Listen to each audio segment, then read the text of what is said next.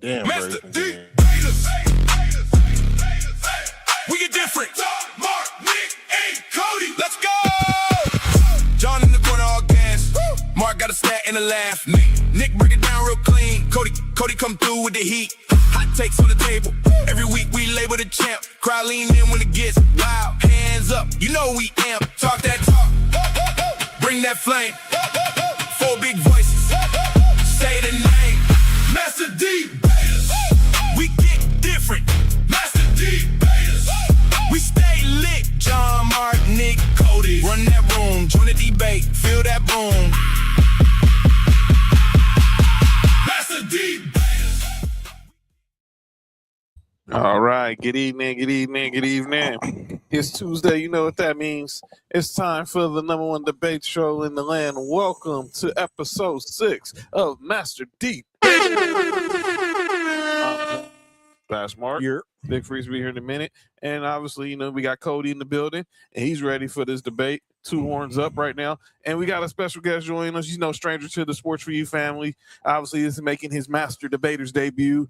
1/3, 1/4 of the best of the Undisputed GOAT Sports Podcast. Shout out to our boys Champ, Short Sports PSP.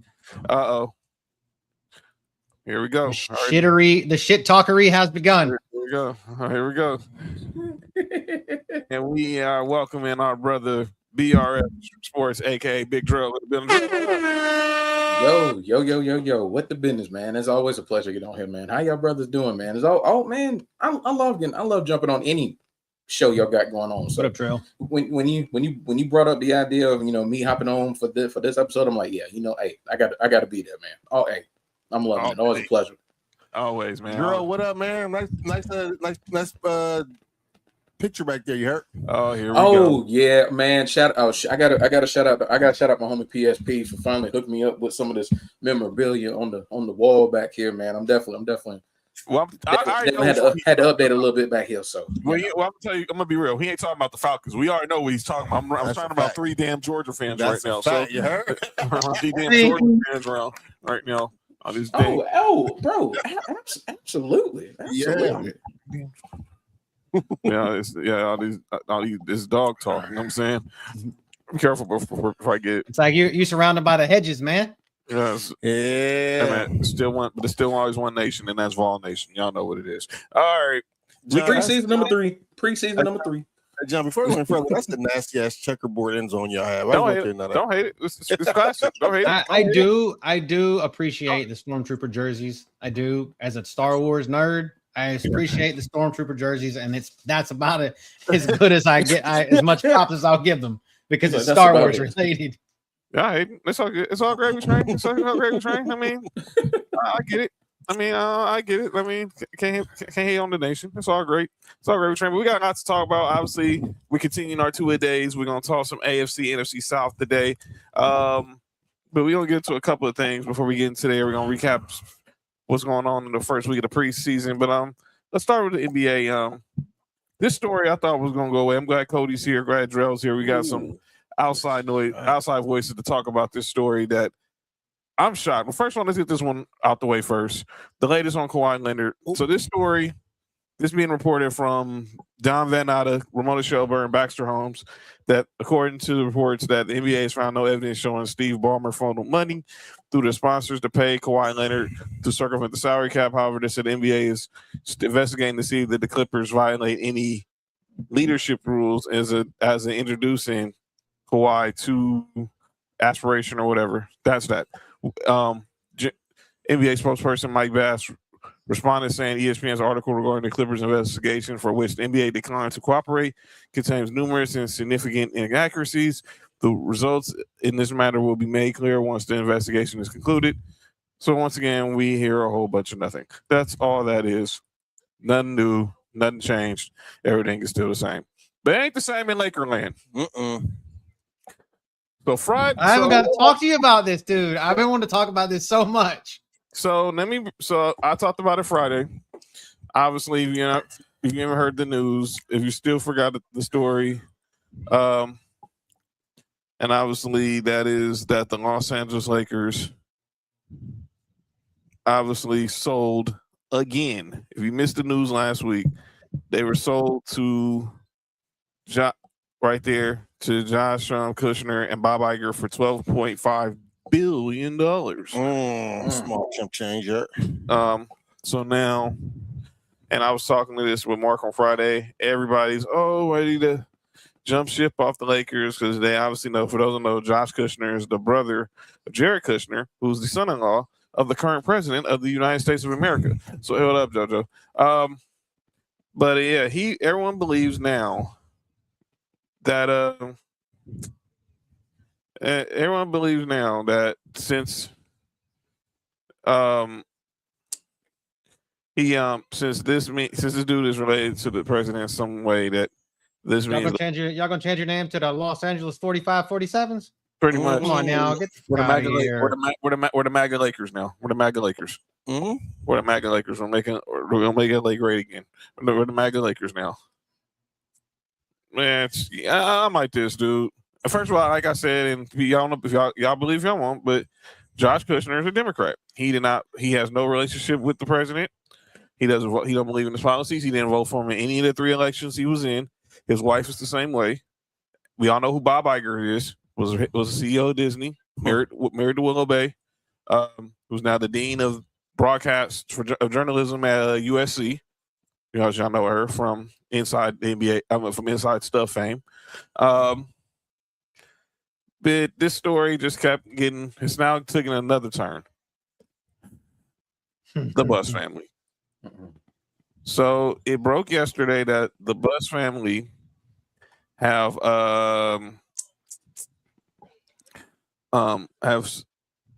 obviously decided to sell their remaining trust, which is 17.8%, to the Iger Group as part of the ongoing investigation. So this was a statement from the Buss family released.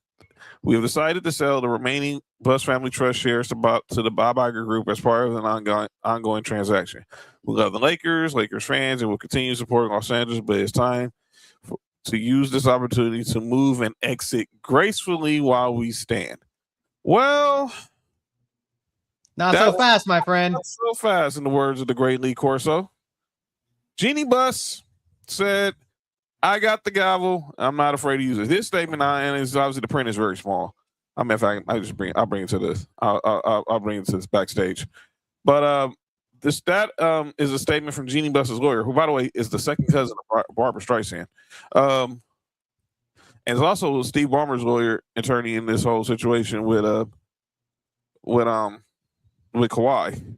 So basically, she's saying that Jeannie Buss, basically back from 2017, when obviously she ousted her brothers, that she basically has the final say on, and she overrules everything, any vote. So she's been pretty much outvoted by her own siblings, and it's coming back it's stuff that's coming back to haunt her from obviously how she fired them back in the day, and then when she got rid of her older 2 brothers, Johnny and Jim, and then now with the sale to Mark Walter, her younger sister Janie and the 2 younger Buss brothers, Joey and Jesse, who were very prominent on the scouting department side, have been outed. Now it seemed like it is the 5 Buss siblings versus Jeannie.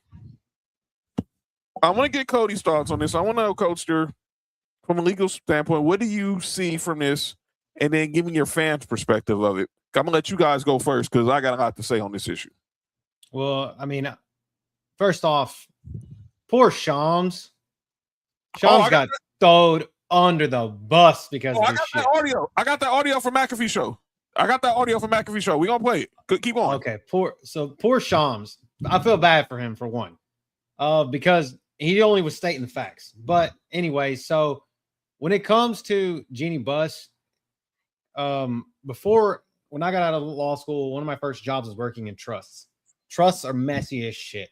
They're the messiest shit on earth, and they make people fight over things that shouldn't be really fought over. And in this case, when I haven't read the trust, which you could probably find. It's probably easy to find, and I don't know where she's getting the actual veto power unless she's like the trustee. Well, if she's the trustee, then at the end of the day, yeah, she can do whatever the hell she wants. Well, she but is it could be written. She's the governor of this is the so she can still keep power and still be the governor. Yeah, yeah. So like if they have 15%, if they have 15% or more of the Lakers ownership, they can still run the Lakers day-to-day operations, right? Yes. And that's how it's written. That's what I heard. So what I'm saying is how she has the veto power over their votes is what's crazy to me. And all they needed was a majority vote. So 4 out of the 6 to be able to make this sell, but she has the ultimate in vote. So from a legal standpoint, this is going to get messy. This is going to turn into a legal battle unless somebody takes a big like payday off to the side. And I don't see that happening. But for a fan's perspective, man, Mark Walter, good for you, bro. Like you literally made a 25% profit. Like you literally bought it for $10 billion, turned around and flipped it for 12 and a half, 10 months later. I would love to be able to do some shit like that. That's absolutely the greatest sports business decision I think I've ever seen in my lifetime. Like literally. So you only had to handle them for 10 months from the time that it closed on the sale, and then you make 25%. I mean, yes, that doesn't sound like a lot, $2.5 billion, but $2.5 billion, that's with a B, everybody, a B. $2.5 billion is a lot. Yeah. And then, I mean, yes, I'm a big, and as you guys know, I'm a big Disney fan. Yes, Bob Iger did some really dumb shit when he was at Disney, but he wasn't the one that run them into the ground. Mm-hmm. He was the one they brought back after they got run into the ground to bring them back up. And his association with being a Lakers fan is he's from fucking like Minnesota, right? He's from New York. From Minnesota, huh? He's from New York. He grew up in New York. Okay. So he was a Packers fan, but he's always been around that area. Right. And he was a Clippers fan. And now he's out there and he's like, why? I'm a Clippers fan. Why can't I just be a Lakers fan? I'm in LA, for God's sake. So he spent most of his time out there anyway, all the time, because he's at Disney. That's where the headquarters were. So you watch the Lakers all the time. So for all the Lakers fans, I'm not a Lakers fan, and you guys know that I'm not a Lakers fan. But if this bothers you, you're not a real Lakers fan. Talk about it. I'm not even a fan of the team, but if this bothers you, you're not a real Lakers fan, and you can just turn all your purple and gold shit in.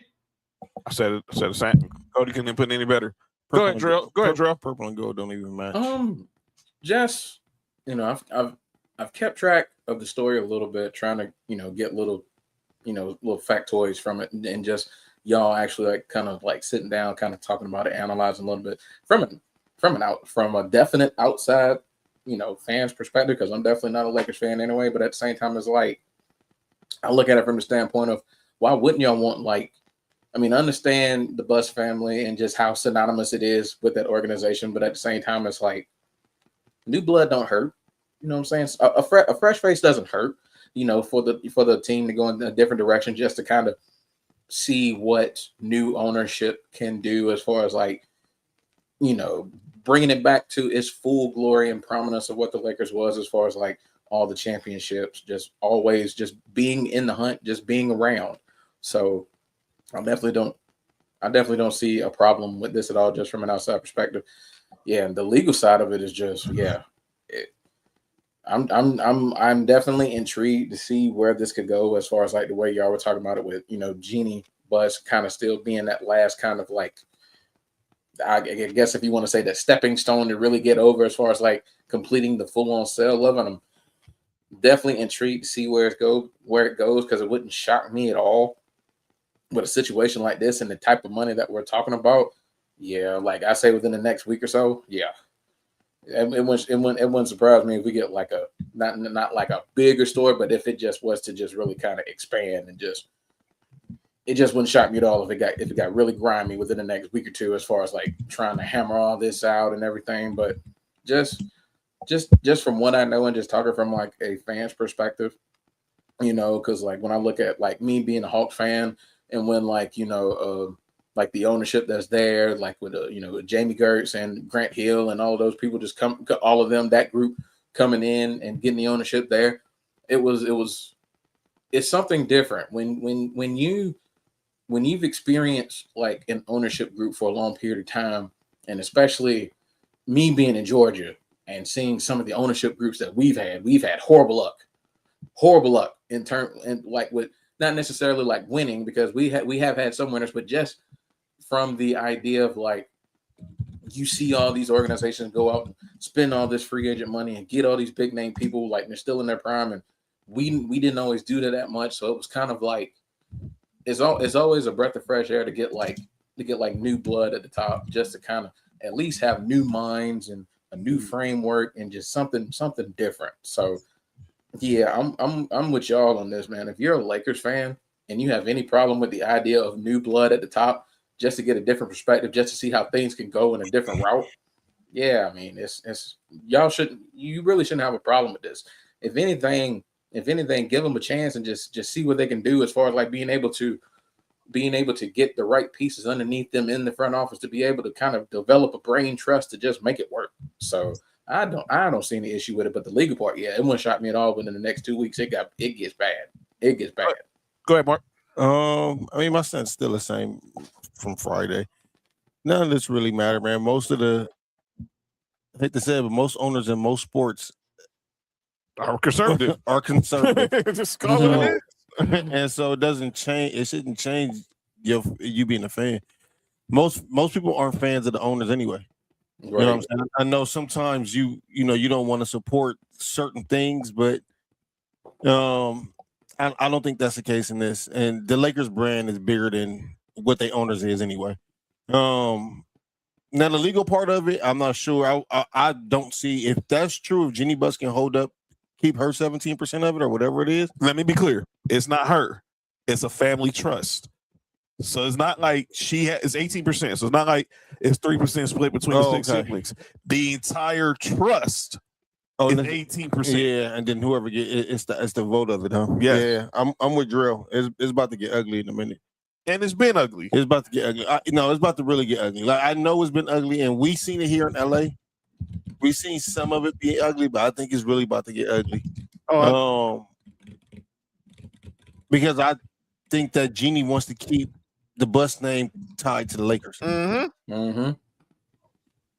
And I'm not mad at that, because that's her pops. You know what I'm saying? That's the legacy. But for the brother, everybody want to settle off. It's gonna get ugly it's gonna get a whole lot worse before it get a whole lot better. I knew the moment I saw that, I knew this wasn't gonna be an easy transition. Oh God, I just read the structure of the trust. I'm reading it right now. Okay, give me a second. I'm interpreting this legally as we're going. So keep going, John. Okay, cool. So here's my thing on it. I hate to say this, but this is karma coming back on Jeannie. You ousted your brothers, rightfully so or not. Now, I don't like how you did the other three, because they were actually the ones that were on your side. Your brothers were the ones who staged the coup back in 2017. It was Jim and Johnny. Setting the coup? Basically tried to stage the coup. Stage the coup so they can take over ownership of the Lakers in 2017, when she hired Magic, hired Rob Pelinka, fired Jim, fired Mitch, and fired Johnny. Jesse Buss was one of the lead scouts, who's head of scouting for the Lakers. Joey Buss was running the South Bay Lakers. And then obviously Janie Buss, her younger sister, was over the Lakers Foundation. They were the ones who sided with you because you're the oldest. You're the second oldest. You're the one that's been there since you were 19 years old. Fuck Magic. And then fuck Magic. Relax. And then fuck Magic. Yeah, you good? Huh? You good? Nobody can hear you, right? You're not can hear you, right? I can hear you, right? Stay positive, kids. Here we go. All right. Back to the show. Back to what I was saying. Then Cody's gonna break down this trust. Now you basically when you decided to sell this share to Mark Walter. All right, Mark Walter was like, okay, we'll let you still roll in control, but now you lost really that control, because whatever Mark Walter wanted to do, you have no power on that. So that's when, obviously, we all know what's going on with Mark Walter. There's some stuff going on with Mark Walter that's out there. And They said it happened in 3 days. I believe it's longer than that. Probably give him about a week or two. It was probably like a week or two. They was probably talking to Bob Iger and Josh Kushner. And then it all came together real quick over the past weekend, over the weekend before last, and then boom. Now, it still has to get approved by the NBA, so it's just verbal. But this is Jeannie trying to, like Mark said, she's trying to hold on to her dad's legacy. Because after this, what is Jeannie Buss without the Lakers? Phil's wife. Oh, no. She's married to Jay Moore now. Jay Bob Moore's Sugar, wife. a.k.a. Bob Sugar. From Jerry Maguire. Go ahead. Sam, what up with it? What up, Sam? And like Drell was saying, I said it Friday, Drell. All y'all Laker fans upset over this ownership, saying, "Oh, now I'm gonna stop being a fan because of what is being assumed and what we don't know." Chill out. We don't care about ownership. Everybody wants to be on Team Jeannie all of a sudden. Y'all were running her through the dirt when we was flat out garbage. What up, Sam? Cody, so in Cliff Notes, so we can get out this topic. What's the trust? Basically what happens is how the trust is set up is, like I said, there was trustees. So basically when Dr. Buss died, he left the 66% controlling assets of the Lakers at the time to his 6 children, right? Uh-huh. Okay, which was like 11% per kid. And so, but they left only 3 co-trustees who were in charge of the trust. So basically, the Jeannie, Janie, and Joey are the 3 co-trustees of the trust, which those are the decision makers of what's going on. But specifically structured in the trust, there's language that says that Jeannie is the governor and sole decision maker. So what's happening is, the fact of the matter is, the co-trustees, which are the other 2, Janie and Joey, are supposed to have equal power to make decisions just like her. But there's this phantom kind of language written in there that made Jeannie, Dr. Buss, kind of, in a way, the controlling owner of the Lakers. So she thinks, because that language said, my daddy said, I get to be my daddy. In so many words, I get to be my daddy and make all the decisions. Fuck what you guys have to say, and your decisions don't mean shit. So that's really what it is in so many words. And the other 4 of them, or other 5 of them, are going to say, okay, we have 2 of the other sole decision makers in our squad over here, and then the 3 other children that had a controlling stake. We can go take your ass to court and have a judge decide whether our 5 votes against your 1 controlling vote is which one is going to succeed. Yeah. I think so far, from the way I'm looking at this, she's going to crash and burn bad, because the whole coup thing, what John was talking about, where they tried to remove her before and she sued them and won. This isn't a coup. This shit is like a legitimate sale with the controlling vote of a majority of the siblings, 5-1. And they're going to be like, any judge is going to be like, no, unless this guy's a super Lakers fan and loves the Buss family. That's literally the only thing I think saving her, which I could totally be wrong. But at the end of the day, man, she's out of there. In my personal opinion, I think she's out. I think they're done. I think the Buss family, the Buss for the Buss family is officially leaving Staples Center and is out of there. Me and Mark said that on Friday. Me and Mark said that on Friday. Boy, there's still a line from my homie Champ, boy. It's about to get uglier than the masterpiece sneakers. It's going to be. And I think they already hate one another. And this mudslinging is going to not get any better. It's going to get worse. Oh, it's definitely going to get worse. I said it then, and I stand by it. This is not going to end well, and Jeannie's not going to get her way this time. Money will bring out the worst in your family. Of course, it always does, Cody. Of course, yes. It always does. And real quick before we move on, just to add a little something to it, like, and y'all were talking about it, like, regardless of, like, I guess when she ousted them, regardless of how justified she was in the move or not, they're not going to think about how justified you were in the move. They're looking at it like you screwed us over, so now we finna do something about it.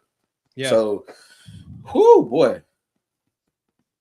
It's about to get. It's about to get real ugly. Listen, I done seen families fall apart for way less. Oh yeah, for, yeah. for $500, and we talking about millions and billions. It's about to get ugly. It's about to. I mean, this value world they just changing sold. money. Just think they sold for $12.5 billion. The portion of it is $12.5 billion that they just sold for. So there's still a 17%, right? John, is what they still own. 17.8, but 18. 18%. Okay, so you still say, what's another one? I mean, that's another like close to $3 billion or $2 billion. They were saying that they're going to take off of this. They were saying that all the siblings to get $500 million each. Yep. And like you don't think her other 5 siblings, that's $250 million. I mean $2.5 billion. Yeah. Or times the other 4. So or $2 billion. You think that they're gonna not try to run you under the bus for $2 billion? They're gonna run the bus over you, back it up, run it over you again, back it up, run it over you again. They might try to kill you so they can get there. So they can get boy, I mean, it's crazy. I'm telling you, trustees are crazy. Listening to some of these, listen at these numbers and these totals that y'all throwing out is like, I ain't seen that much money in my lifetime, and they just throwing it around and like damn, okay. It's insane. What up, Champ? It's insane. What up, Champ? What up, boy? But we gonna keep an eye on this story because this is not going nowhere. But I do want to play a couple audio from it before we move on to the next topic. Hey, Ramona Shelburne, I got to shout out Ramona Shelburne. And can we change the Laker colors? Right. Good luck fighting that. Purple and gold don't really match. Good luck fighting that battle. Good luck fighting that battle, fam. They just need to be. They need to turn them to red. Oh no, I can't because I don't look like the Hawks logo. I was gonna make them look like Mickey Mouse. Yeah, make them look like Mickey Mouse, bro.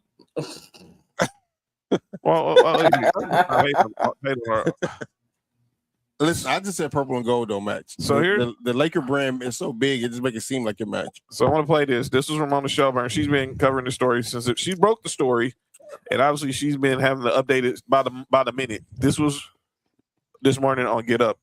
Well, when you say the Bus family decided to sell, we're really talking about 5 of the 6 Bus siblings. And they believe they have the right to do this because of what's called a tag-along provision in the original sale to Mark Walter, which is if Mark Walter ever decided to sell his shares, they had the option to tag along to the sale that he makes at the same valuation. Jeannie's point here is that they can't do anything without her. And she did not even vote in the family vote that took place on Monday morning. She just abstained. And she's her lawyers have pointed to a 2017 court ruling, court order in the previous case that she had against her older brothers that said the trust can't do anything without her say so, because this trust, which is what owns the shares of the Lakers, it's not held individually like each of the 6 siblings owns 3%. The family trust owns all 18% of the Lakers shares. So what does this mean now? What happens next? Where does it go from here? Well, let's point this out. Jeannie's lawyer sent a letter to the other 5 siblings' lawyers. Nothing has been filed in court yet. He's just reminding them, this is the court order. You can't do what you think you've done, okay? But I've covered a lot of these things before. Nothing really happens until you actually go to court. So now what we're doing is waiting for the response from the other 5 siblings. Will they respond in court or they respond to Jeannie's lawyer? Either way, there's going to be a lot of billable hours on both sides, but it sounds like we're heading for some sort of fight here. Okay. And then I need to play this. I write these for a living, guys. Hey, Cody writes these for a living. I write these for a living. So I'm reading this shit again. Like I'm over here laughing at this because this is what I do every day, every freaking day. And then obviously, this came up today on Pat McAfee show, and Shams Brought had to you by legal debaters. they called Shams a liar. Shams was like, "No, up 1 minute." Wait, Pat McAfee called him a liar while he was on the show? No. Jeannie's lawyer. Oh, okay. So this was Shams standing behind his reporting on the Pat McAfee show. And I do have to say that letter included my name in it, and which I found interesting. And I just have to make it very clear. Like, I fully stand by my reporting. What I reported was that there was a majority vote, at least 4 of 6 necessary to be able to close a transfer as far as the tag-along provision. And I had a statement from the Bus Family Trust. The first line of the statement from the lawyer said that I, quote, reported the 6 Bus siblings voted to sell. That key sentence right there is inaccurate. And so I fully stand by my reporting. I've handled every story with care, including stories with the Lakers as that statement continues. And I do have to say that letter included my. So that was that. So why do you call the attorneys? Why do you call him a liar? Why do they always get at Shams, man? Shams be on top of this stuff, man. Why do they always be getting on him? Because he's successful. That's it. Usually, He's not Waz. Because he's not Waz. That's why. Yeah. He's not white. He's not white. That's why. I'm just gonna be honest with you. I'm gonna throw that card out there. He's not white. No, he's not. He's not Waz. That's why. It is what it is. I'll throw that card out there as the white guy in this thing. So over the weekend, we had the Basketball Hall of Fame enshrinement ceremony. We had a loaded class this year. This is the class that went into the Naismith Basketball Hall of Fame. One person I can see that shouldn't be in there. Headline by Candace Parker, Shamika Holdsquall, Mark Stoudemire. His hairline for sure shouldn't be there. He shouldn't be there. Mike D'Antoni, Mark Few, Glenn Doc Rivers, and the 1996 women's national team. It's one person that stands out that shouldn't be in there. So I want to play some of the sound from the speech. I didn't watch the ceremony, but I saw some of the. You talking about Doc or you talking about D'Antoni? I'm talking about Glenn. I don't call him Doc. Doc is too much of a special name. I'm gonna call him Glenn. My name is Glenn. We gonna call him Glenn. So might as well let's start with good old Glenny boy. That's what he's actually got. I got basketball cards of him, and it actually does say Doc. Though it was crazy. Yeah, he's got his nickname because he looked up to Dr. J. But mama named Glenn, we gonna call him Glenn. That was a dope part about cards back in the day is they actually would put the nickname on there. So yes. I'm not gonna be. I could be an easily just petty hater and just be like, I don't want to bring up this team again. But since this is probably the last time, hopefully they ever hear their mouths ever again. It's like the 72 Dolphins. I hope this is it. And obviously, I'm gonna play the Doc Rivers, or Glenn Rivers, whatever you want to call him. I don't want to call him at all. He talked about obviously his time as obviously the head coach of those damn Boston Celtics.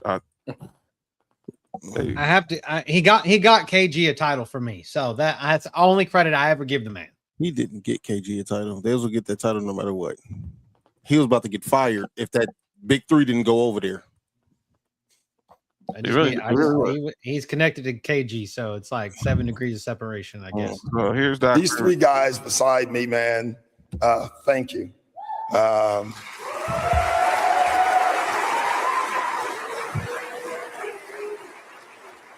What made them great for me is you allowed me to coach you. You really did. You remember the tugboat trip we took? Tugboat. And Kevin wasn't real happy that it was 8 a.m. and we're getting on the tugboat. And I can't swear, which means I can't tell you anything that Kevin Garnett said. But you helped me lead an extraordinary group. And we had a great group. We had a group of characters, Rondo, Big Baby, Leon Poe. I mean, if I named the guys that we had on that team, and I needed a group to help with that group, and you guys were phenomenal for me, so thank you. the coaching staffs and members and front office guys, when we all get together, when you get that right as one, it's just an amazing thing. And we did that. That was game one. Seeing you three sitting here, man.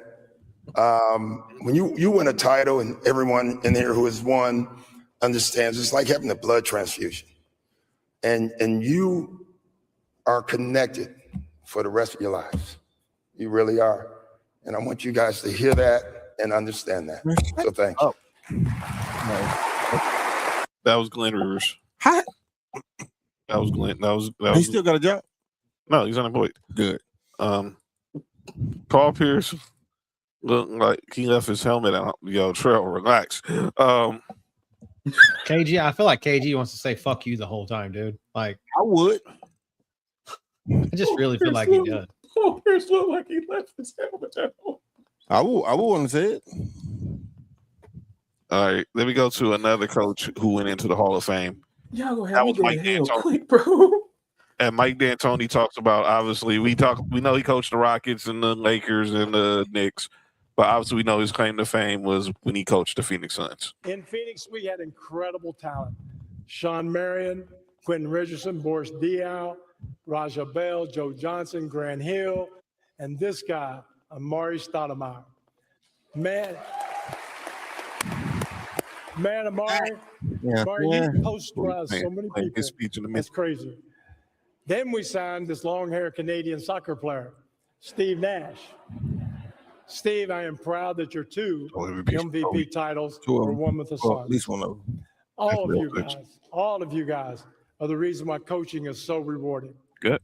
Special thanks to my son's coaches, Alvin Gentry, Phil Weber, Dan D'Antoni, Mark Averoni, and to Brian Colangelo and Julie Fye, Rick Welts, for being instrumental in building the success. You know, it wasn't easy, but our players and coaches had the courage to embrace a different way of playing. And together, we influenced the game. Phoenix also gave me a lifelong friendship with this man, Jerry Colangelo. Jerry, for more than 20 years, you've been an advisor, friend. Thank you for your guidance and generosity and your remarkable ability to get us into Bianco's Pizzeria. I appreciate it.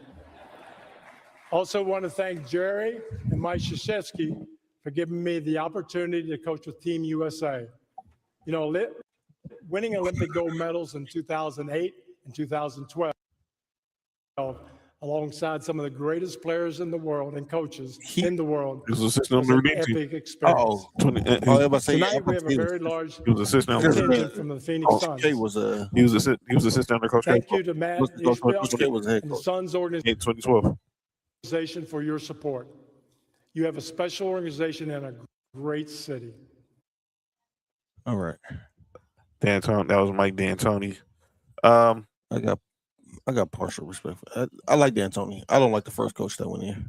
He shouldn't have been in the Hall of Fame. I tried to find something from Mark Few, but there was really nothing out there for it really to talk about that was worth playing. I feel like the Basketball Hall of Fame just ain't it, man. Like I watched it and it just like there's no pomp and circumstance.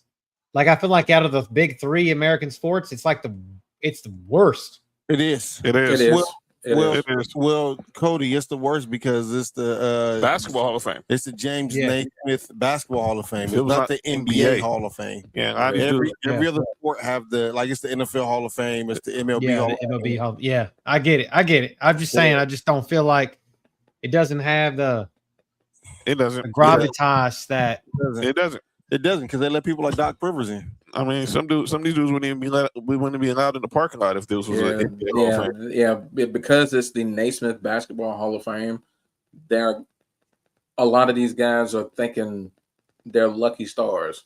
That even though they might not have had the greatest NBA careers, their collegiate career, their international career, shoots them right in. Yep. All right. Now I'm talking about well, I'm gonna give you a group of women who deserve to be in there. Facts. This group of women set the bar for basketball, and it's the '96 women's national team. Yes, sir. And that won the gold over in Drell's hometown of Atlanta back in '96. '96, which led to the birth of the WNBA in '97. So we want to play some. This is from It's a bad pass, Asia. from Lisa Leslie, who was the lead spokesperson for Team USA. You see on this picture, there's Don Staley, there's Rebecca Lobo, there's Lisa Leslie, Cheryl Swoops, Coach Val. I forgot the name of their coach, and then obviously there's Teresa Edwards. And one. Here's number 9. You know, I think having the opportunity to represent our country was major for us. And we went 52-0 prior to getting to the Olympics. We played every country on their home soil, and we beat them. But before the Olympics began, one story, we actually were in Russia, playing in Russia, one of the trips Cheryl didn't make. But that's an inside joke, but Cheryl didn't make that trip. We were in Russia, it was freezing. We had our sweats on and we played. We were down by 30 at halftime. And I don't know if all of you guys remember this, but we were down by 30 and we huddled. We went into the locker room and Tara was like, just take it a little bit at a time. Like, don't be so overwhelmed with it. But we put on a full court press. We finally warmed up a little bit and we came back and won that game in Russia. And I think moments in the trenches when you're down with your teammates and you look at each other and you decide you're not going to lose, that game always stuck in my head, in my heart, because I knew with these women, we were not going to be denied playing in front of the USA with 35,000 fans. USA. We wanted to hear our national anthem when that game ended, and we were never, ever going to lose that game. So I remember those moments that built us for that moment. And we're just thankful that we had the opportunity, that we had the platform to represent our country. It's the highest honor, I believe, of our careers. And we're just so thankful that the WNBA, the late, great David Stern, Adam Silver took hold and understood that we had an opportunity for women's professional basketball to thrive here in our country. And we're so proud of where we are today. Without these women, there's no WNBA. Lisa Leslie. Yeah, y'all remember that. To my fine gentlemen, I had to do a little research, and I wanted to pull up some stats for y'all about the '96 U.S. Women's Olympic team, because I wanted to talk to the world out there and just remind them of how dominant they were through that entire stretch. And it goes a little something like this: that, like she mentioned, the pre-Olympic tour record, 52-0. That's insane. Crazy. And then they go through the Olympics, obviously undefeated. So that's 60-0, 10 months between pre-Olympics and Olympics. 60-0. Average margin of victory, 29 points a game. God damn. They averaged 102.4 points per game, gave up 73.8 points per game on 57.2% shooting from the field. They are in the discussion as one of the greatest teams, men or women, ever assembled. Ever assembled. Just insane how good they were. Insane. That's insane. All right. Let's get to another of the inductees. We got, and obviously, this was, like I said, this was a dope class that went in. And let me go to one, and that was Amari Stoudemire. 2 clips I got from Stat. He talks about his 8 seasons. I'm gonna play this one. This was when it's talking about his 8 years in Phoenix. When I got to the NBA, I started learning the game. When you're a high school player, you're 6'10", you're athletic. Coach like, yeah, go out there and play. You got it, and you just go out there and do what you know how to do. But when I got to the NBA, I started learning the game. All the players that was there before me, my veteran guys, Penny Hardaway, Tom Gugliotta, Stephon Marbury, these guys that were there my first year, I would ask these guys questions. And I'm the type of player that's going to ask executives questions also. I'm speaking to Eddie Johnson, who was a color commentator. I'm talking to the team security, Kevin Tucker. I'm hanging out with Scott Williams, these older veteran guys that would teach me how to be a professional and how to really live and form myself into a basketball player, but also into a professional. I happened to play 8 years in Phoenix, became a 5-time All-Star, and I faced some adversity once again. I averaged 37 points in the Western Conference Finals. My career is like taking off big time. And that knee The injury. following summer, I come back in training camp. We trying to win a championship. Me, Steve, Sean, the guys, we trying to win a championship. I go into training camp, and I get the news that I got to have a microfracture surgery. I had no idea what that even meant. At that time, microfracture surgery is like, it's called retirement. And so it was very difficult for me to deal with that because I was on a trajectory to be on the path to be with the greats. And I had to sit out a full year, and it was excruciating pain to recover from that. And I'm hearing all the news, Stoudemire, he may not be the same, it's over for him, and this and that. So once again, perseverance stepped in. I followed the training staff. Most of the medical and training staff is here tonight. I followed their leadership. I trained perfectly. I did everything I could do to get back to 100%. I came back, first team All-NBA, played all 82 games, and we took off from there. That was the Steve Duncan. Yeah, that was the Steve Duncan. He averaged 37. After having such a brilliant time and a great moment in history in Phoenix, playing under Coach Mike D'Antoni with the 7 seconds or less offense, we had so much fun. We changed the game. The game was so easy for us. We happened to adapt to the strategy of Mike D'Antoni. We started playing positionless basketball, and we just went off. And we went off to the races. Stat was the dude, man. Stat was that dude, man. That was that dude.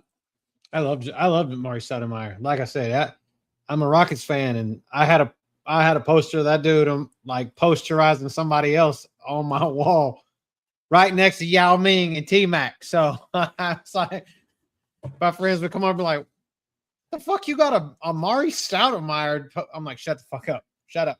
Shut up! Don't disrespect him! Shut up!" All right, let's go to Candace Parker. Candace Parker. Well, first of all, I need to play this part. Hey, Mark, you gotta hear this part, dog. If I played Candace Parker's real speech, she made a reference that I think everyone was expecting. Wonder was she going to reference, and she only did it the way she could. Eating pussy. No. You can say it hints at that. Oh, licking box. Quarter 4 changed teams, both literally and figuratively. Yeah.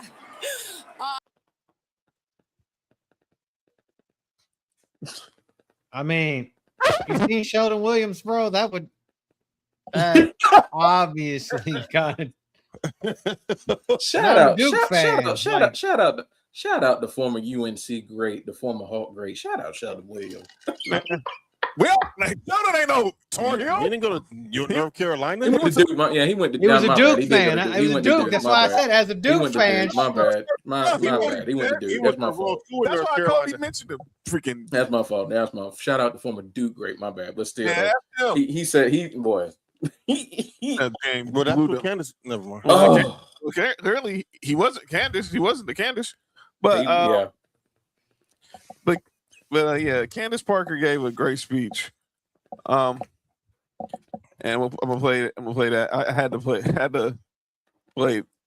Get that clip first. We see Sheldon, and sometimes we still wonder if he's got a lot on his mind. No, he still think about what could have been. So here's Candace Parker talking about obviously how she fell in love with the game of basketball at the age of 13. It felt weird to walk onto the stage without the very reason why I'm here today. My muse. We did a lot together. We dunked on UConn at UConn. Oh, yeah. We gonna talk our stuff. Hey. We shimmied over our right shoulder and hit that sick fadeaway off the glass so many times. We had our own signature shoe. We were the first woman to grace the cover of NBA 2K. We traveled from Milan to Tokyo. We assisted. We were positionless. We won at every level for every team we played for. And now we stand on the podium as first ballot Hall of Famers. There will be others that follow, but my wish is may you grow it, may you love it, may you enjoy it, and may you leave it better. Whether the beginning at 13 or now at 40, it was never about anything else. We were meant to be a love story that began 27 years ago. Thank you.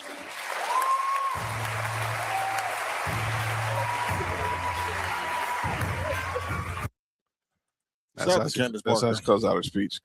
But before Candace Parker, there was this one lady. I do want to ask. Go ahead. Where got Candace Parker as far as GOAT women who played in the WNBA? She's in my top five. She's in my top five. Because I'm for sure. I think I'm not going to just say GOAT of all time. No, she's not. NBA WNBA players. Well, one of the GOAT was one of her presenters.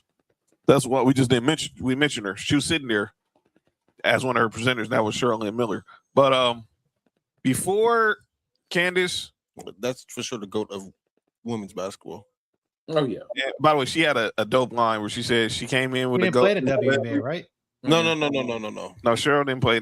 She didn't play in the W. She didn't play in the She WNBA. coached. Yeah, she was just might have been the greatest woman who ever touched. Oh the no, basket. I know, like greatest women's basketball player of all time is Yeah. Cheryl Miller for sure. But I was just saying, I thought we were talking about specifically of WNBA. Yeah, no, she had already stopped playing by the time the WNBA started. Yeah. So I would have. Asia Wilson's already my goat. Asia Wilson's already my goat. This is what Candace Parker had to say. We have a shout out to Asia Wilson during her speech, and it was also a shout out to the woman she came into the league with as a mentor, and that's Lisa Leslie. As I jumped on that scores table and I cradled that game ball like MJ and Kobe and took it all in, I realized, man, life really is full circle. The clock started ticking down, and I knew it was close to the finish line, but no one honestly is ever ready. Full circle. I came in as a rookie with Lisa Leslie and her greatness, unknowing how time has wings. And I got to pass the torch to a GOAT in Asia Wilson on my way out. All right, my next one is for. Oh my God! Well, y'all never saw Shamika Holdsquall. Hey, listen, this might be my favorite woman of all time. Y'all never saw. When she was at Tennessee, she was cold. And her speech, she was cold. She was at Tennessee. Again, shout out to Pat Summitt, man. Rest in peace, man. Fuck Gina O'Reilly. So I'm team Pat Summitt over here, yeah.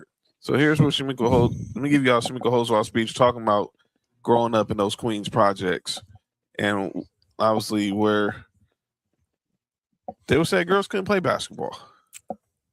Before all of this, there was Astoria houses in Queens, New York. Astoria. Right. I want to thank the young men from Astoria houses and the Boys and Girls Club on 21st Street, because without them, I might not be standing here today. When I was growing up, girls were not allowed to play at the club. They told us arts and crafts were for us. But those young men saw something in me, advocated for me, and made sure I had a place on that court. I will never forget Ron Artest, now known as Meta World Peace, telling everyone, anyone tries to hurt, I'm knocking you out. But that was protection, that was respect, and that was belief. But before the world knew my name, they made sure I belonged. From that point on, my basketball journey always felt anointed. I was surrounded by greatness, by people who protected me and believed in me. I remember watching Speedy Claxton play at Elmcore, the rhythm, the confidence, the energy. That was New York basketball. Then in high school, I found myself on the court with Lamar Odom. Watching Lamar, I quickly realized that I needed to elevate my game. I had to make my inside-out crossover a little smoother. Being around greatness at a young age demanded greatness from me. I've never heard that before. I've never heard it before. Why? Like, I've been following this woman since I was a kid. I never heard her the New York come out. I've never heard the New York accent until just now. That's Queens. Queens crossover. Queens in the building. Yeah. Queens was in the building just now. Yeah, I heard it. Queens get the money. So shout out. I thought for the longest time, in terms of women's college basketball, I thought for the longest time no one was ever going to pass her in terms of just how good she was. Yeah, how good But then once Pat Summitt left Tennessee, and then Gino Auriemma practically got the free ride to basically dominate women's college basketball, he just produced all these freaking beasts. Well, yeah, that's another debate for another day. But I feel like Maya Moore might be the best player that came out of UConn. I think she is too. Speaking about another walking bucket, Elena Deladon. Oh, she's a hooper. The first woman to go 50, 40, 90 in the WNBA. She's in my top 5 WNBA players of all time. I stand by it. I'm not mad at that. Basketball, you gave me confidence. You gave me purpose. You gave me friendships that will last far beyond the game. You gave me a platform to leave this game a little better than when I found it. But maybe your greatest gift was teaching me to recognize greatness in places where no scoreboard exists. Tonight is an incredible honor and one I'll cherish forever. But tomorrow, the lights will fade. We'll trade our formal clothes for athleisure. The speeches will be over, and life will return to a beautiful, ordinary day. And after everything basketball has given me, I think that's my favorite part. Because somewhere along the way, I learned that life's greatest moments aren't celebrated in the standing ovations, but in the people waiting for you when the applause ends. Basketball, you gave me confidence. That was a walking bucket. So congratulations to all those who went into the Hall of Fame this past weekend. Except Glenn Rivers. Yeah, some of y'all deserve it, some of y'all don't. But I just want y'all to know how I feel. Except Glenn Rivers. I want to give one last WNBA topic before we get heavy into the football. I want to play this clip from Rick Bucher. Rick Bucher, and I think this is, and I'm gonna play what set this clip up. So this was Sunday during the halftime of the Fever and the Dreams game on ESPN.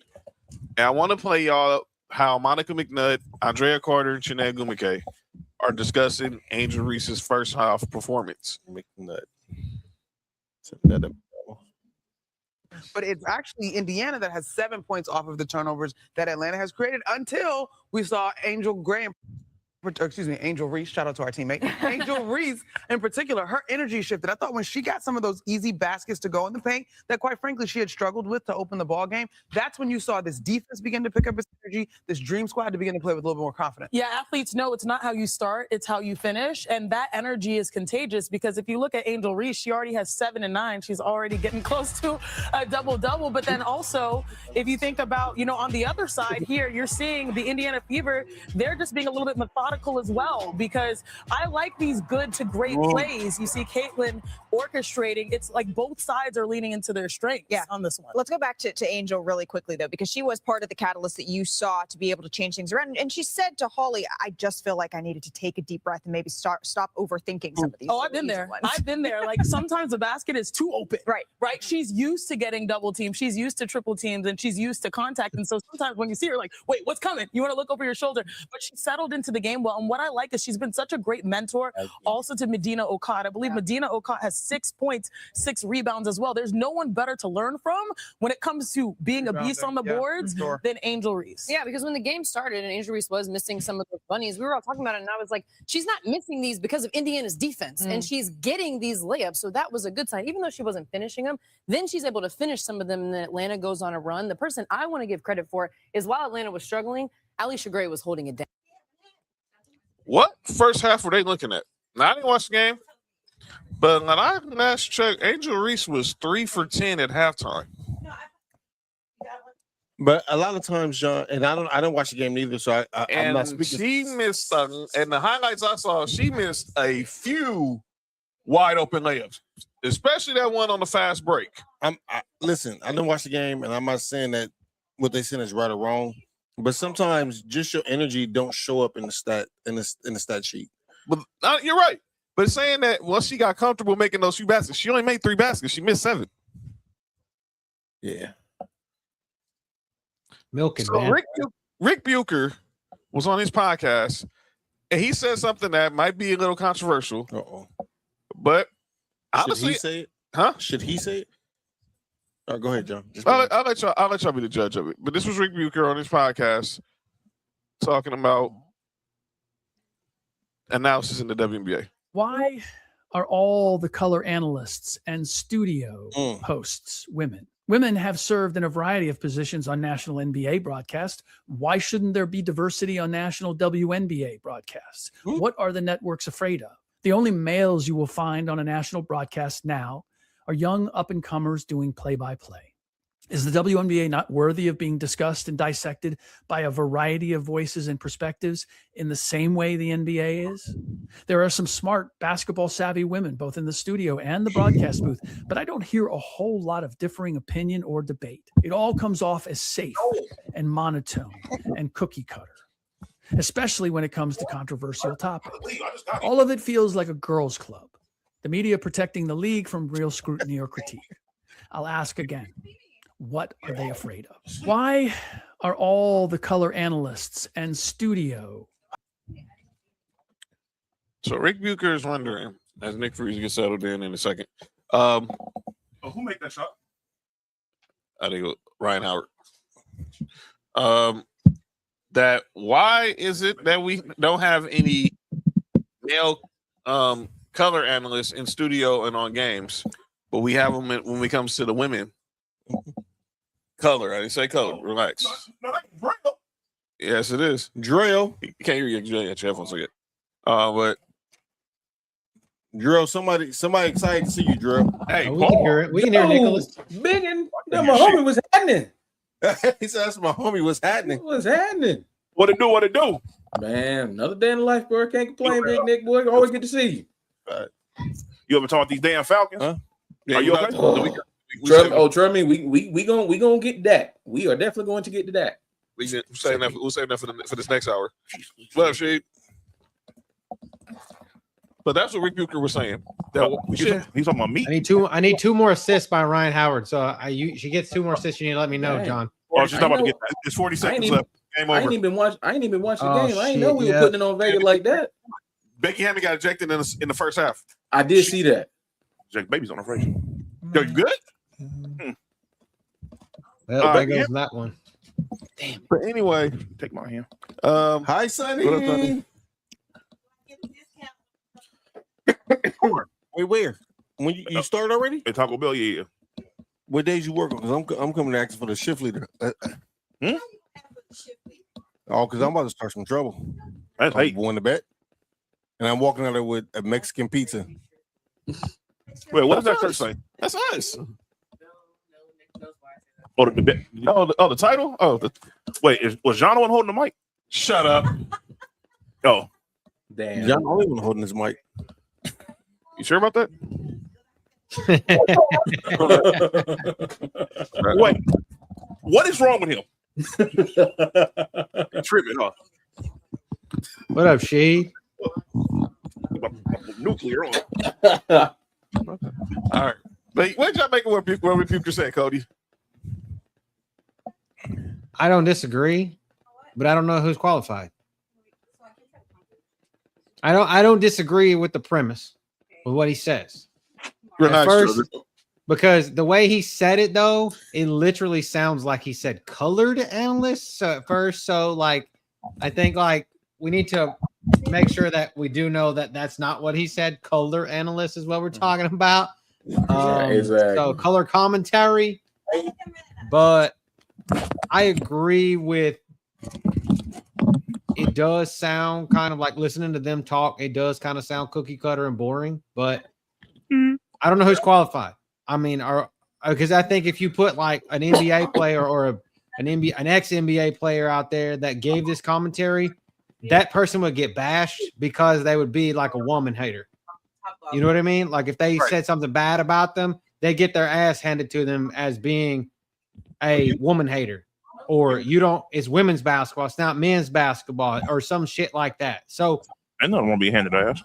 It's okay to go up, but it's not okay to go down. You know what I mean? Like it's okay to talk shit up, but not okay to talk shit down, I guess, in so many ways. So I guess can you go get the I just don't think there's anybody qualified. Because he didn't know that's the exact. All right. No, I'm concentrating.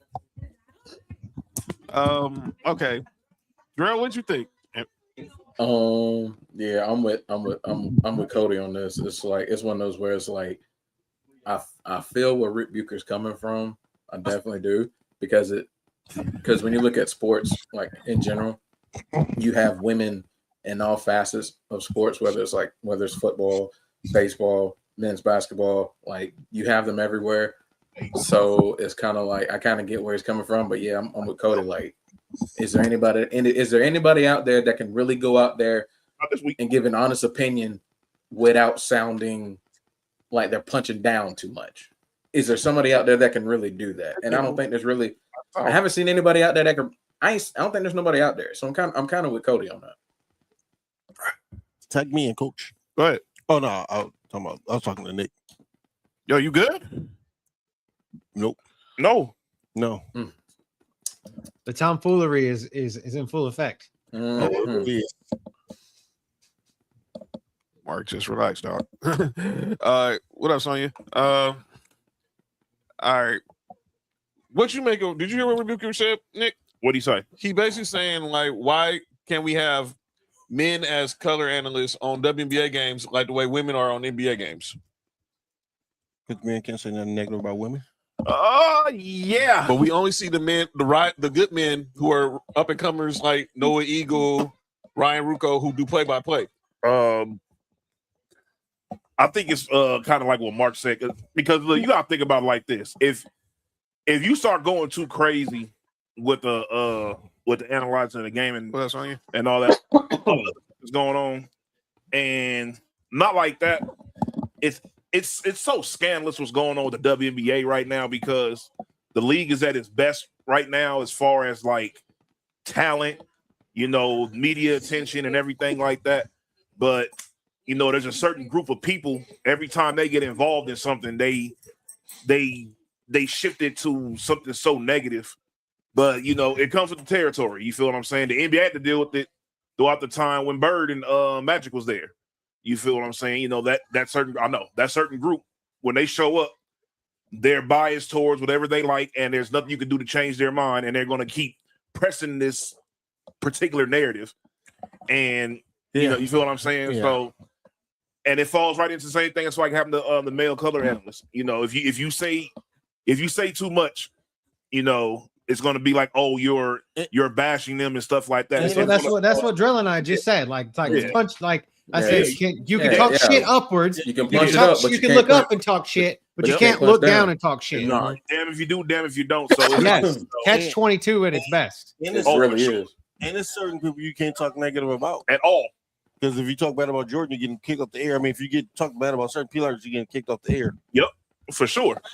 I think there's probably a handful. There's definitely a handful in the WNBA. You talk shit about Caitlin Clark, Angel Reese, Asia. Well, I mean, yeah. If you talk shit about Asia Wilson, it's probably because she actually did something bad at that moment in time. Or you're a fan of Caitlin Clark and trying to push the narrative that Caitlin Clark is the best player in the league when she's not even close. I mean, I don't want to say even close, but she's definitely not. She's not even the best player on her team. But we'll talk about that later. I do want to say that's another conversation. I agree. Me and John was talking about this. Indiana has been playing at a WNBA record pace for the past 7 seconds or less. Like, I know. Yeah, they've been going crazy. Dog, I watch a lot of WNBA games this year, and here's the thing, and I keep saying this every time I have to criticize this person unnecessarily because of her fan base, but I enjoy watching Caitlin Clark play. The last game when Angel Reese, I don't know what the hell she was thinking when she missed that layup, like she always does. Either. Yeah, Lord, please work on that off season. What? The mic and drill, please. Yes. The mic and drill. She been working on the mic and drill. No, she hasn't. That's what she No, me she about. hasn't. Mark, don't No, you she dare. hasn't. No, she has not. That's what I mean about. No. She's not working on nothing. But But it's not just her. It's a league-wide thing about missing layups. I was just watching. Yeah. We was watching game of that. I seen like 3 missed layups. you want to know? You want to know why? And this is no for real. This is one of the few things I know about the technical part of basketball. You notice when they go for layups, they don't go wide. They just go up. You feel what I'm saying? They don't go wide for their. It sounds crazy, I know, but they don't go wide for their layups. They just go straight up. And there's a lot of time. Mark, chill out. That is insane. This dude is insane. But you feel what I'm saying? So it's like they need. It's something in that little thing like that can change the whole trajectory of everything that they do. Excuse me. All right. Yeah. So it's like, for sure, that's exactly what it is. But yeah, I can't believe that the WNBA is at this point, and I love it, and I hate it at the same time because there's so much negativity that comes with it. But that's the nature of the beast. You feel what I'm saying? You can't have the good without the bad. Exactly. Hey, look, all pub is good pub, good or bad.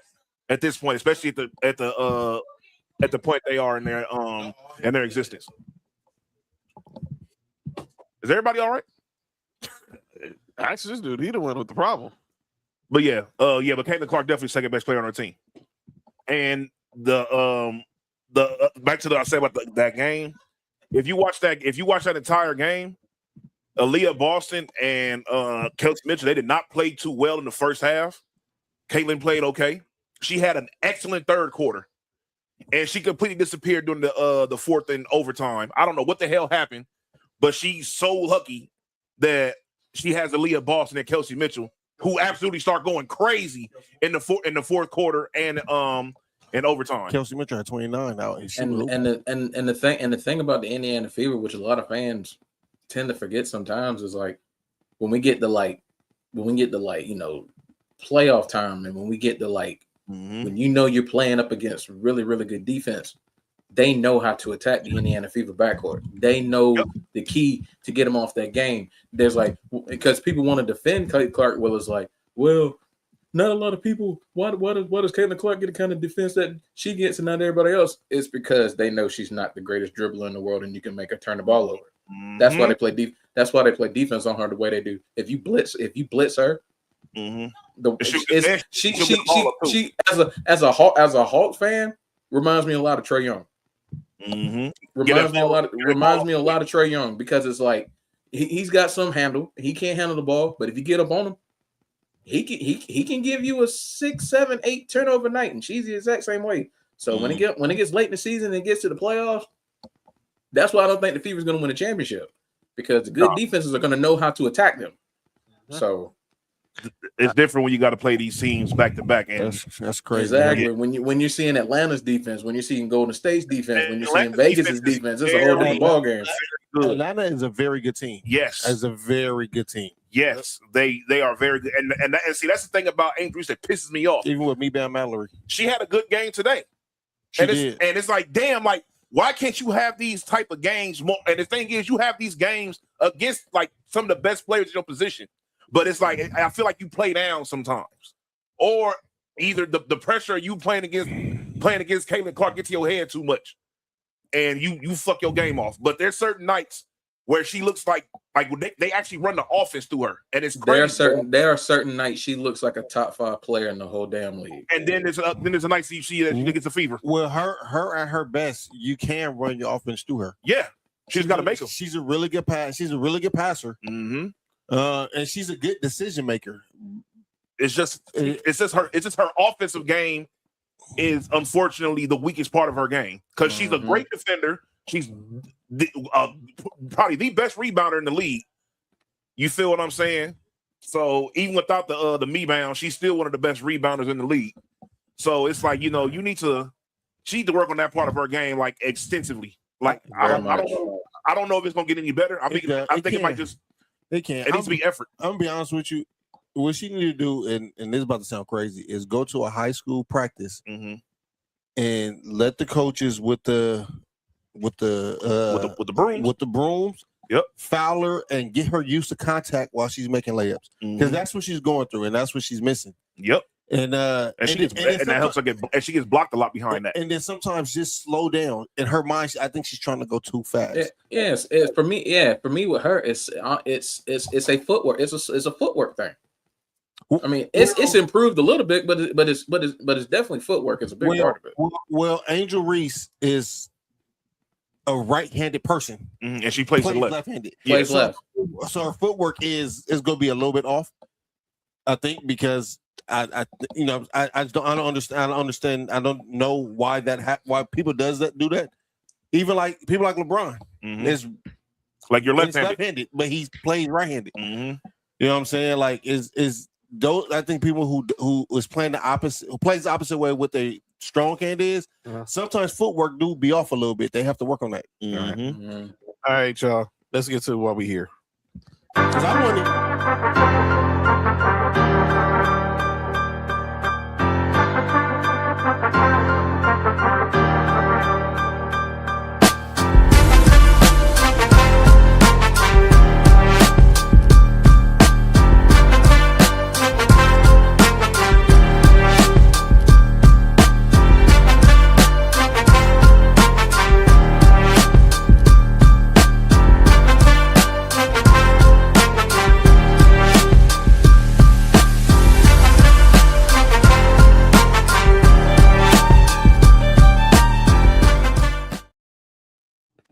All right, y'all. It's time for our Mastah D-Baters debate of the day. So we got a couple debates before. We'll do a pre-debate before we get into the main event. Nick wanted to ask this question. So there's this debate that came up in our group chat. Excuse me. And the question was asked this: who would be the better player if they were 6'8"? Kyrie Irving, or Chris Paul? I didn't even know why this was even a debate, personally. Because if you're giving Kyrie Irving another 8 inches, pause. Cool. Hey, yo. That's only all. Never mind. Never mind. I was gonna make only John's joke there, but I'll let that one just go fly on out of town. Wait a minute. You are out of. Everybody's out of pocket here. I didn't do nothing. It's your debate. They said. Hey, Nessa, don't ask that question. You know the answer already. Don't ask that question. Nessa. Nessa. Don't ask that question, Nessa. Lord have mercy. Lord have mercy. Lord have mercy. Yeah, Nick. Great mind think alike. Yeah, that was crazy. So whatever. Yeah. Kyrie. You got Kyrie? I don't have Kyrie Irving. I don't either. I have Chris Paul. I have Chris Paul. Chris Paul wins this. Chris Paul will be better at 6'8". and for me, it's solely from the standpoint at his peak. He's the two-way player of the two. It's Chris Paul. He's the two-way player of the two. Okay, I see you there. I see you there. He was a better defender in this period than Kyrie. That was the deciding factor for me, because my thing is, I know Kyrie's offensive game is better. Yes. But let's not act like Chris Paul's offensive game is trash. No, I'm not saying it wasn't You trash. feel what I'm saying? No, it wasn't trash. A 6'8" Kyrie Irving is I would say Tracy McGrady. I don't think that. Who do you think is 6'8"? He's closer to Kobe. You the same skill set as Kyrie have now, 6'8"? Is you crazy? Are you crazy? That's what I'm saying. All right, man. Kyrie might be the best under the rim player we've ever seen. And you giving him 6'8"? Dog, we're not gonna do that, dog. I love CP3. Give me Kyrie. Dog, we're not gonna do this. Kyrie. We're not gonna do this, dog. Kyrie at 6'8" would be one of the best wing players of all time. We're not gonna do this, dog. We're not gonna do this. He's the best wing player. He's playing against the nigga that's his height with Chris Paul's defense. Why? He was playing against them with better defense than Chris Paul that's taller than him and was still giving them work. It don't matter, dog. Kyrie, give me Kyrie. Man. Okay. So all right. Hang on. I have a question here. So is this the same Kyrie that's injured? Or are we just wiping a total slate and just making him 6'8" and he's never injured ever? What would you say? Or is this just a 6 feet version, a 6'8" version of the one that got injured? Let's do this. Let's do the 68 the first 7-8 years of his career. Okay. Because he wasn't injured then. You talking about before LeBron got there. Before LeBron got there. Then after, and then up until he was in Boston. Wait, he was better than Chris Paul before LeBron got there? Chris Paul was the best point guard in the league easily at one point in time. Drell. So this is where my argument is with this. Are we saying best player or best point guard? I'm still taking Chris Paul because he's still the better two-way player. As a better player, I'm taking Kyrie. As a better point guard, I'm taking CP3. CP3 at 6'8" might be LeBron. No. Or LeBron. Are you doing? Let's do first 7 seasons. First 7 seasons, like Mark said. First 7 seasons. Whoa. Wait, we include New Orleans, Chris Paul? Yeah. Yes. Shit. I got Chris Paul. First 7 seasons, even at this, you got 441 games for Kyrie and 485 games for CP3. Okay. The team, total rebounds, Chris Paul had 4.5 rebounds a game. He had 9.8 assists a game, and he had 2.4 steals a game. And Kyrie outdid him at points per game at 22 points a game versus 18.8 points a game. I still think I'm taking Chris Paul because if he's still got that same defense, I want him as a defender. Yep. I'll take the defender and I will close your 22 points and a half. 22 points. Y'all do know steals don't make you a good defender though. I know that. Allen Iverson and Steph Curry led the league in steals. Mm-hmm. Yeah, but they wouldn't get all NBA, all defensive first teams like I'm not saying they are, but what I'm saying is I think Kyrie. I think Kyrie. My thing is the fact that when you're looking at when you're taking those first 7 seasons and you look at the points per game, and it's only 22-18, when Chris Paul wasn't a score first guy and Kyrie was more a score first guy, and the scoring ain't that much separate, and then you add in the fact as far as the rebounding with CP3 and the defense. For CP3 is twice as much as it is for Kyrie. That's what I'm saying. I think the gap in everything else for me with it's like the war argument in baseball. Like the gap in everything else with me for CP3 is why I'm taking CP3. Drill, who you got as the GOAT in basketball? Michael Jordan. Where you got LeBron? 2. Is it close? Yes. Okay. Just to me, it's close. It's close. Some people make you think like it's not close. No, it's close. It's close. And to me, it's the same thing. The points per game is close, but LeBron averaging more than everything else is the same argument as what y'all saying about CP3 over Kyrie. Right. But for some odd reason, Jordan has the advantage over. The reason why I say Jordan the GOAT is when I look at Jordan's peak and I look at everything he's accomplished, and he did it in basically 11 full seasons, is why I go with Michael Jordan. But if they both playing point guard at 6'8", no. Jordan peaks where you won the first championship. I don't think both of them playing point guard at 6'4". I think Chris Paul is playing point guard. I think Kyrie's playing shooting guard. I think Kyrie gonna be a small forward. Yeah, I think he'll be a wing player. At that point, he'll be 2 different. He's Tracy McGrady. He's with Kobe. Yeah, taller than Kobe. Way taller. He's gonna be Kobe. You got the skill set. What Kobe say about Tracy McGrady? He do everything I do, but he's 6'8". That's Kyrie Irving. If we go prime T-Mac, never mind. Prime T-Mac better than never mind. Prime T-Mac better than who? Both the niggas on this damn picture. Yeah. Okay, And it's not close. That is not close either. Okay. And it's not close. Hey, I'm about to say Prime T-Mac better than both niggas in this picture.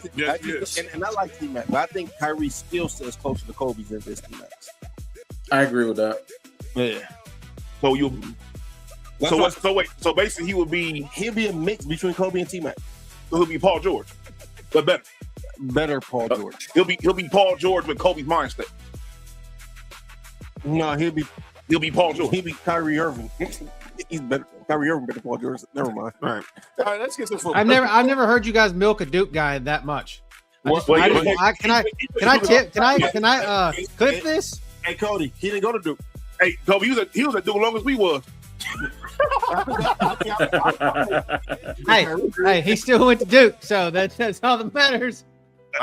Hey, Cody, I'm gonna be honest with you. There's an exception to every rule. That might be the Kyrie went to intercession. That might be the most biased when it comes to intercession. Him and Grant Hill. Him, Grant Hill, and Jay Will. Yeah, it might be the most biased. I would say I would be with come to Duke players. All right, fuck Jay Will too. Let's get to this debate. I hear my Duke was crazy. Yeah, insane. We got the NFC and AFC South to talk about, and we're gonna talk about quarterbacks. The South got something to say. They do. We should have had that clip ready. Shout out to Andre. But I should change hip hop. Talk about that later, huh?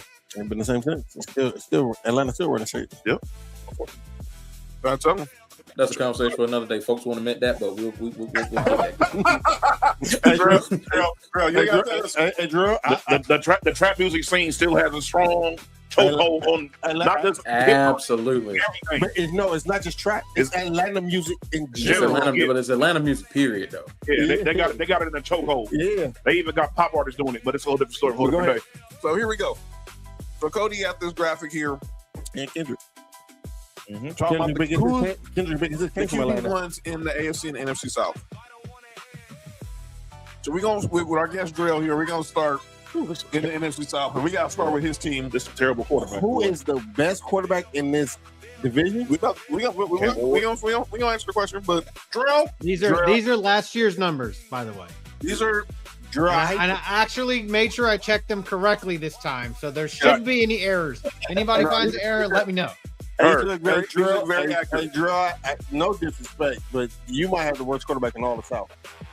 Which one? Well, I mean, when you have you have two quarterbacks, you have no quarterback. So I mean, That's I'm right. just There saying, you go. that's the That's whole right. saying. That's right. And people got to remember that Daniel Jones didn't finish the season. Tyler Shuck didn't start the season, and Venus Meister did not finish the season either. What did you say, Cody? What did you just call him now? The Phoenix Meister. The penis meister. Okay. Nigga, what? Hey man. I'll say this about Michael Penix. I personally do still think he has the most upside of any quarterback in the division if he can stay on the field and play well. But that's a whole nother conversation. I understand the other side if he can actually like. You know what I'm saying? If he's, I feel like our team has the most upside if he's the starter. I mean, for me, it's easy because I know they're trying to be all like, well, Tua is the veteran and all that, but I feel like Penix should ultimately start. I mean, it should be him. Hey, Drill, when I said you had the starting quarterback in the division, that's who I meant was Tua. Yeah, most definitely. When I heard we signed him, I'm like, what the hell are we doing? But best quarterback by default for me is Baker. It's got to be Baker. Yeah, for sure. But I am liking what I've seen lately out of Bryce. I'm really starting to like what I'm seeing out of Bryce, and I appreciate what Tyler Shuck did when he came in and he became the starter for the Saints. And it's like, and I've already talked about the Falcons. I feel like the upside is with Michael Penix. It's not with Tua. I mean, it's that one shot of him with the finger point at Tua. It's like the new meme of the summer. The millennium. The millennium. Used for a long time. Yeah. But yeah, I think off of just default and the way he looked the first half of the season before Tampa really went in that rut, but he was still, yeah. It's for me. It's Baker, the best quarterback in the NFC South. But Bryce Young is like Bryce Young nipping at it. But it's Baker Mayfield. All right. Let's talk about the Saints. What was your thoughts on Tyler Shuck after he came in for relief? For who started? Who did start? Spencer Rattler. It was Spencer Rattler. It was Spencer Rattler before he took over.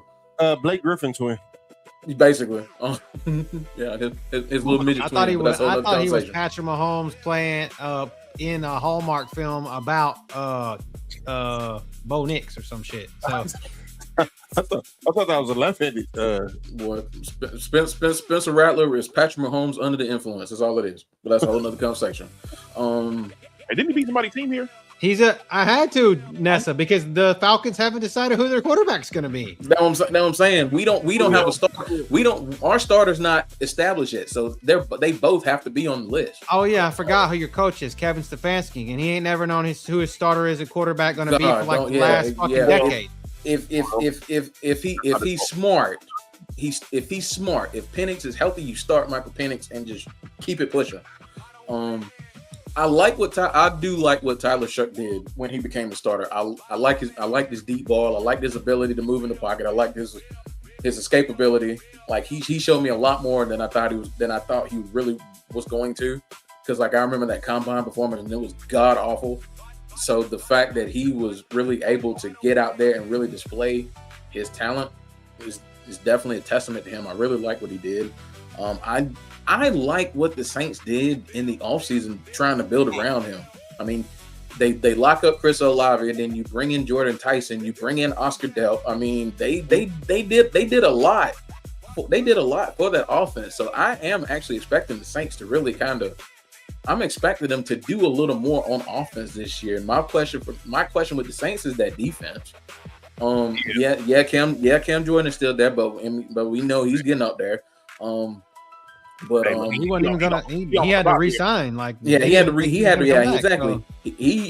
resign. He not long ago resigned. So I think he'll take another step this year because like I said, I like the New Orleans front office really kind of wanting to invest in him being the starter and being able to really get some offensive pieces around him, like bringing in Travis Etienne. Nobody's even really talking about that. I love them going out and getting him.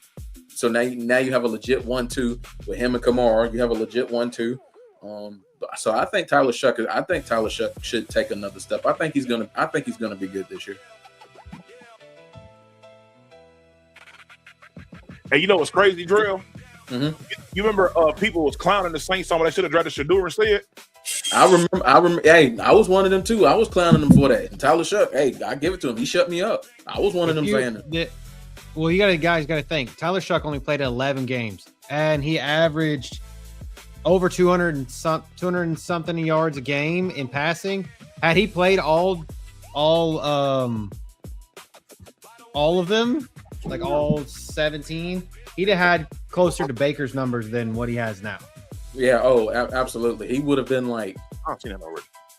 He might have. Well, 2, 3, 8, offensive rookie of the year. Had he started the full season, was a very winnable. Would have been a very winnable award for him, and he damn near won it in the limited starts he got. So. All right. So. See, let's talk about Bryce Young. So they win the division last year without a winning record, and obviously this was the year he actually took a step forward in Dave Canales' system. And obviously that was that last game of the season. They got the division over Tampa. What's next for the Panthers going forward with Bryce Young?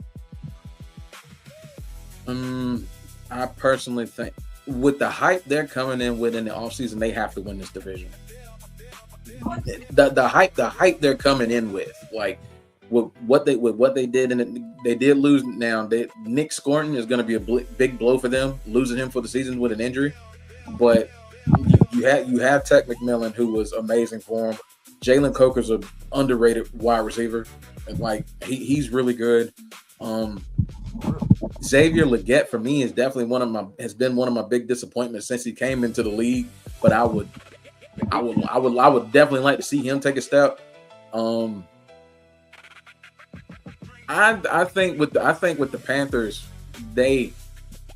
for me, the Carolina Panthers are that team that's like everybody's getting on the hype train about, but it wouldn't surprise me if they missed the playoffs because it's just something about them that I don't trust. I don't know what it is, but it's something about this team that I feel like they're gonna falter at some point, whether it's the defense giving up one too many big plays or Bryce Young going back to rookie Bryce and making too many bad plays and turnovers and stuff like that. But I feel like with them, they have to win this division this year to really kind of justify, all this hype that they're getting. Because you look at how they played the second half of the season, you look at that playoff game as far as they almost put out the LA Rams before they could even get to the NFC Championship game. So they're coming in this season with a lot of hype. I'm expecting. I'm not gonna say Bryce Young isn't gonna. I think he should be a little bit of a better passer. I'm not expecting too big of a rise as far as like him passing the ball, because they're still like a run-oriented kind of team. Like they're focusing on running the ball, play action, setting up that way he can get his guys to rock. Because I think they brought back Rico Dowdle, didn't they? No, he's in Pittsburgh. Okay. So you still got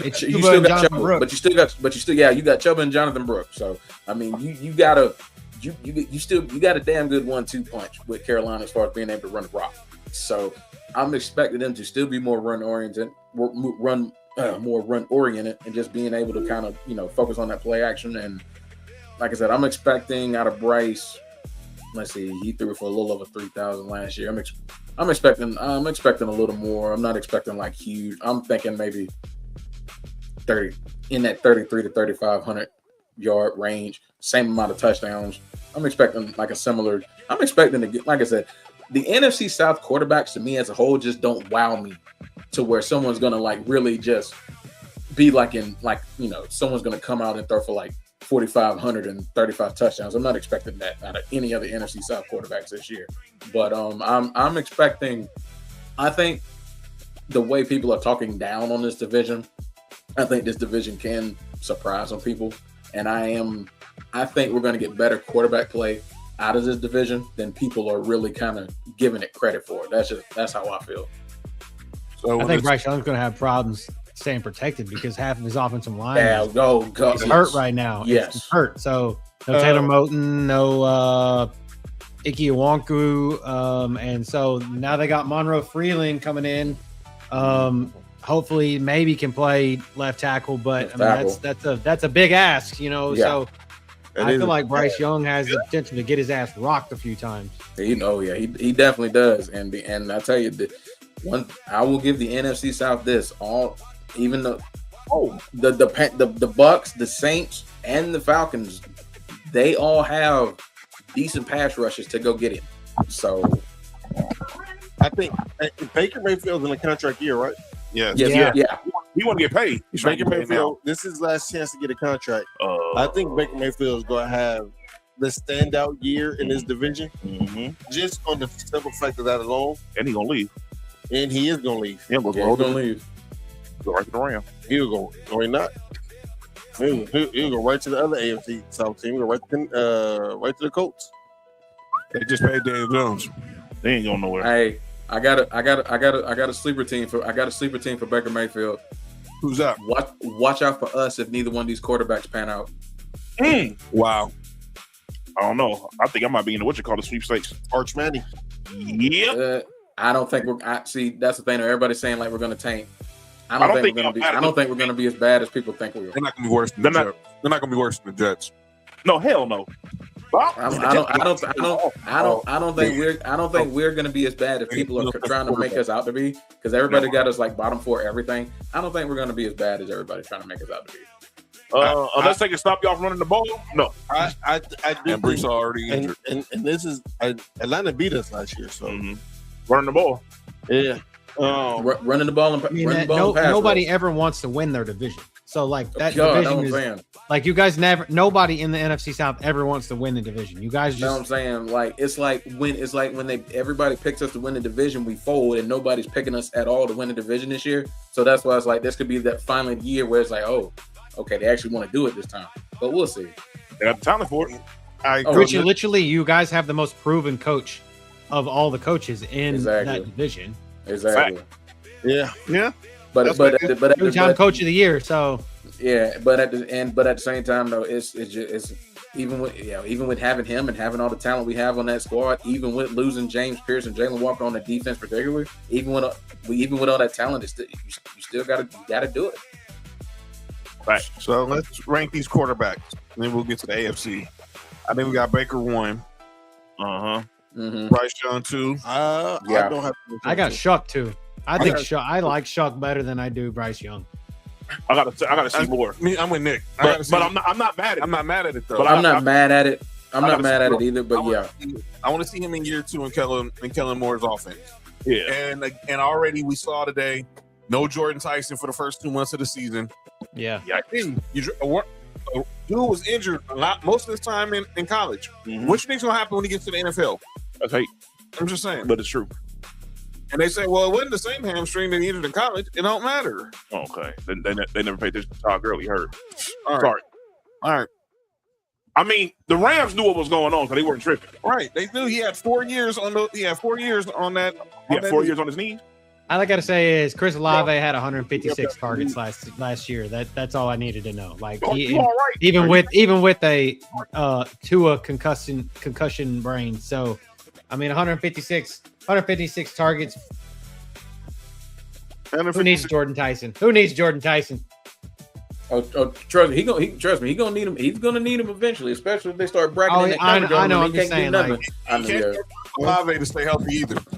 That's what I'm saying. But he had 156 targets last season. He led the league in targets. That right there is why I love the Travis Etienne acquisition for them.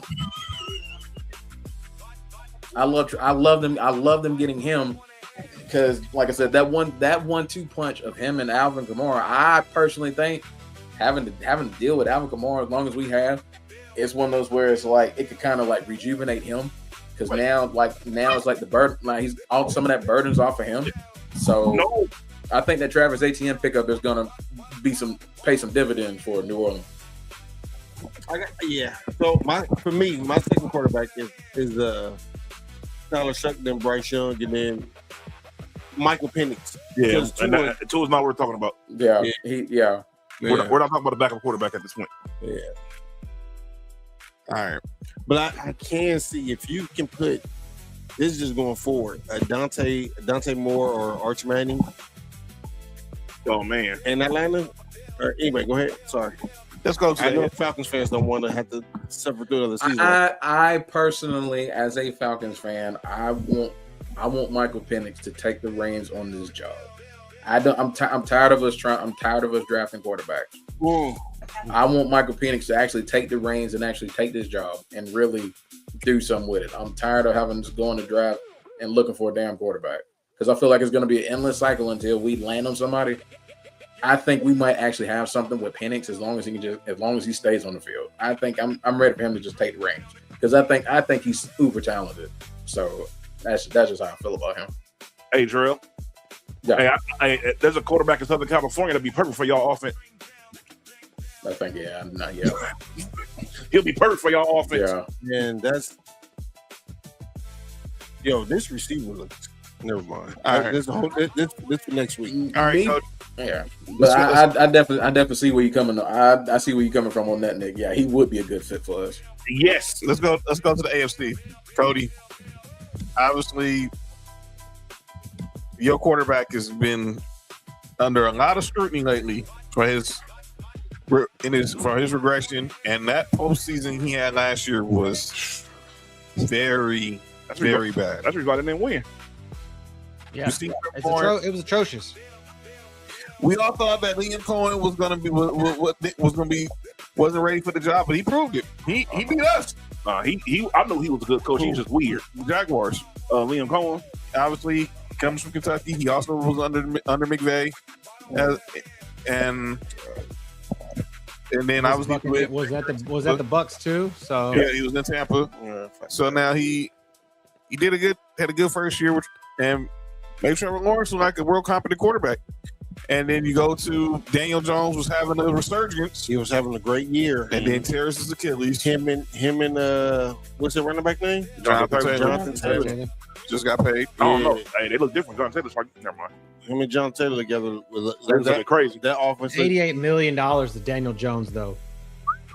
They gotta pay somebody. That's way too much. They shouldn't have paid Daniel Jones. Who they gonna pay? Anthony Richardson? Up to $100 million in incentives and $50 million guaranteed. I don't believe in Daniel Jones. Franchise tag him. I don't believe in Daniel Jones or either one of them quarterbacks. Anyway, go ahead. They did tag him.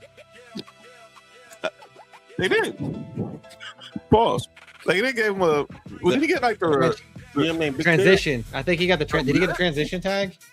They gave him the transition tag. No, we're not. Mark, you really got to calm down right now. No. I hate people, man. Well, he hate us. That's crazy. Yeah, but he didn't sign it. He didn't sign it. They put it on him, and he didn't sign it. I ain't gonna lie. I don't want no transition. I don't want no transition, as Mark says. I ain't gonna lie. Getting a Isaiah Wade contract is crazy. So he didn't transition. You know what?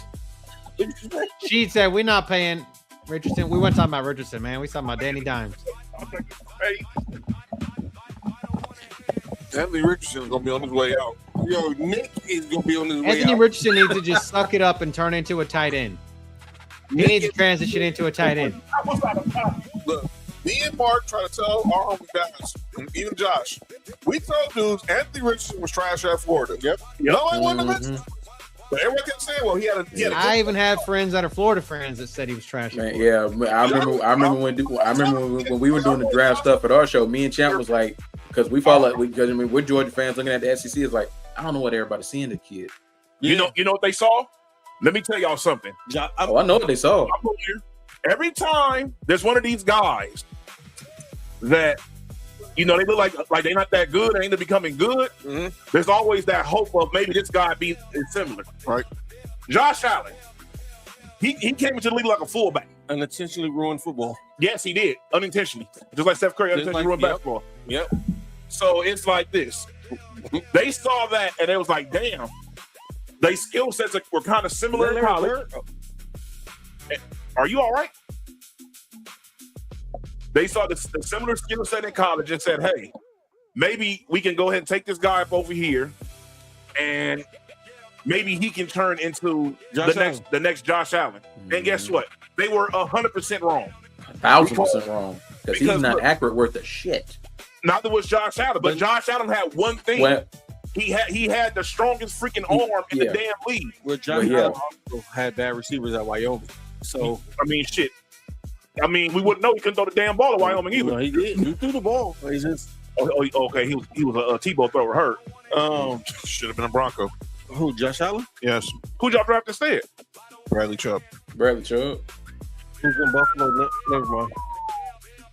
And John Elway said that was the one. That's the one pick he ever regretted passing up on. But to the Josh Allen trade, remember when the 49ers traded up and got Trey Lance? I don't know what. Nigga? I tell you what they thought. Nigga. I tell you what they thought. Yes. They thought the same thing? They thought the same thing. There's a big difference. He has no skill. The nigga's not fast. None. He can't do any of the stuff that they was doing in college. They thought it was Kaepernick. Black and white. Look, me and Will, I'll check this drill, Cody. So, me, Mark, we get into this argument all the time with Will's pops. Because Will's not our boy Will's a Niners fan. His dad's a Niners fan, and he calls us stating the case that he felt that Trey Lance didn't get a fair shot. No, he's trash in Frisco. I'm like, no, he's trash. He just wasn't that good. He was a reach. They see this dude in practice, and Nick and Mark know this. Mm-hmm. The other 52 know who the QB1 is. Mm-hmm. Let me tell you something. The best thing that ever happened to John Lynch and Kyle Shanahan was the fact that they drafted Brock Purdy with the last damn pick in the draft. Mm-hmm. Because if they didn't draft Brock Purdy and the shit that look at the people that could have drafted instead of Trey Lance. That's the shit that's killer about it. Yes. If that situation doesn't happen, they are fired and probably never have a job in the league ever again. And quick crazy Trey Lance story real quick. If I remember this correctly, we were getting ready. We were about to trade up to get him, but the 49ers beat us to it. They draw a favor. They did draw a favor. Did us a huge favor. They could have drafted Trace. They could have drafted Jamar Chase. They could have Micah Parsons. Exactly. I'm just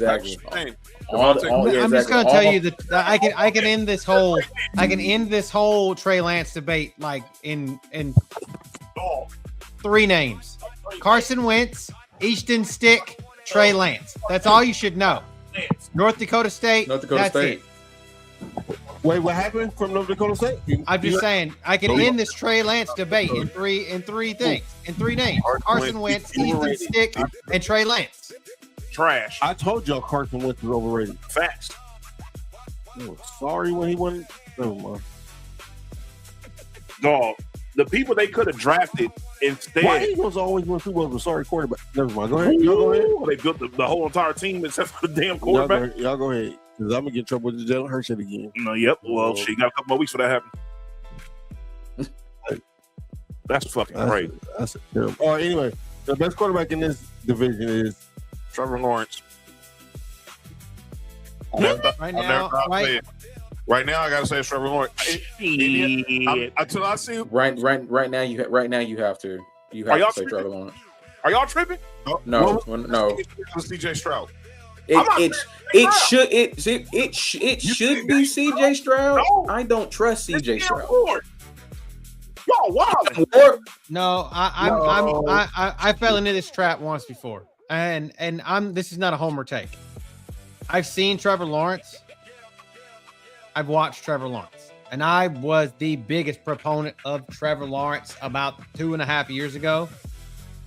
I don't give a shit what Liam Cohen does for him. He was great coming out of college.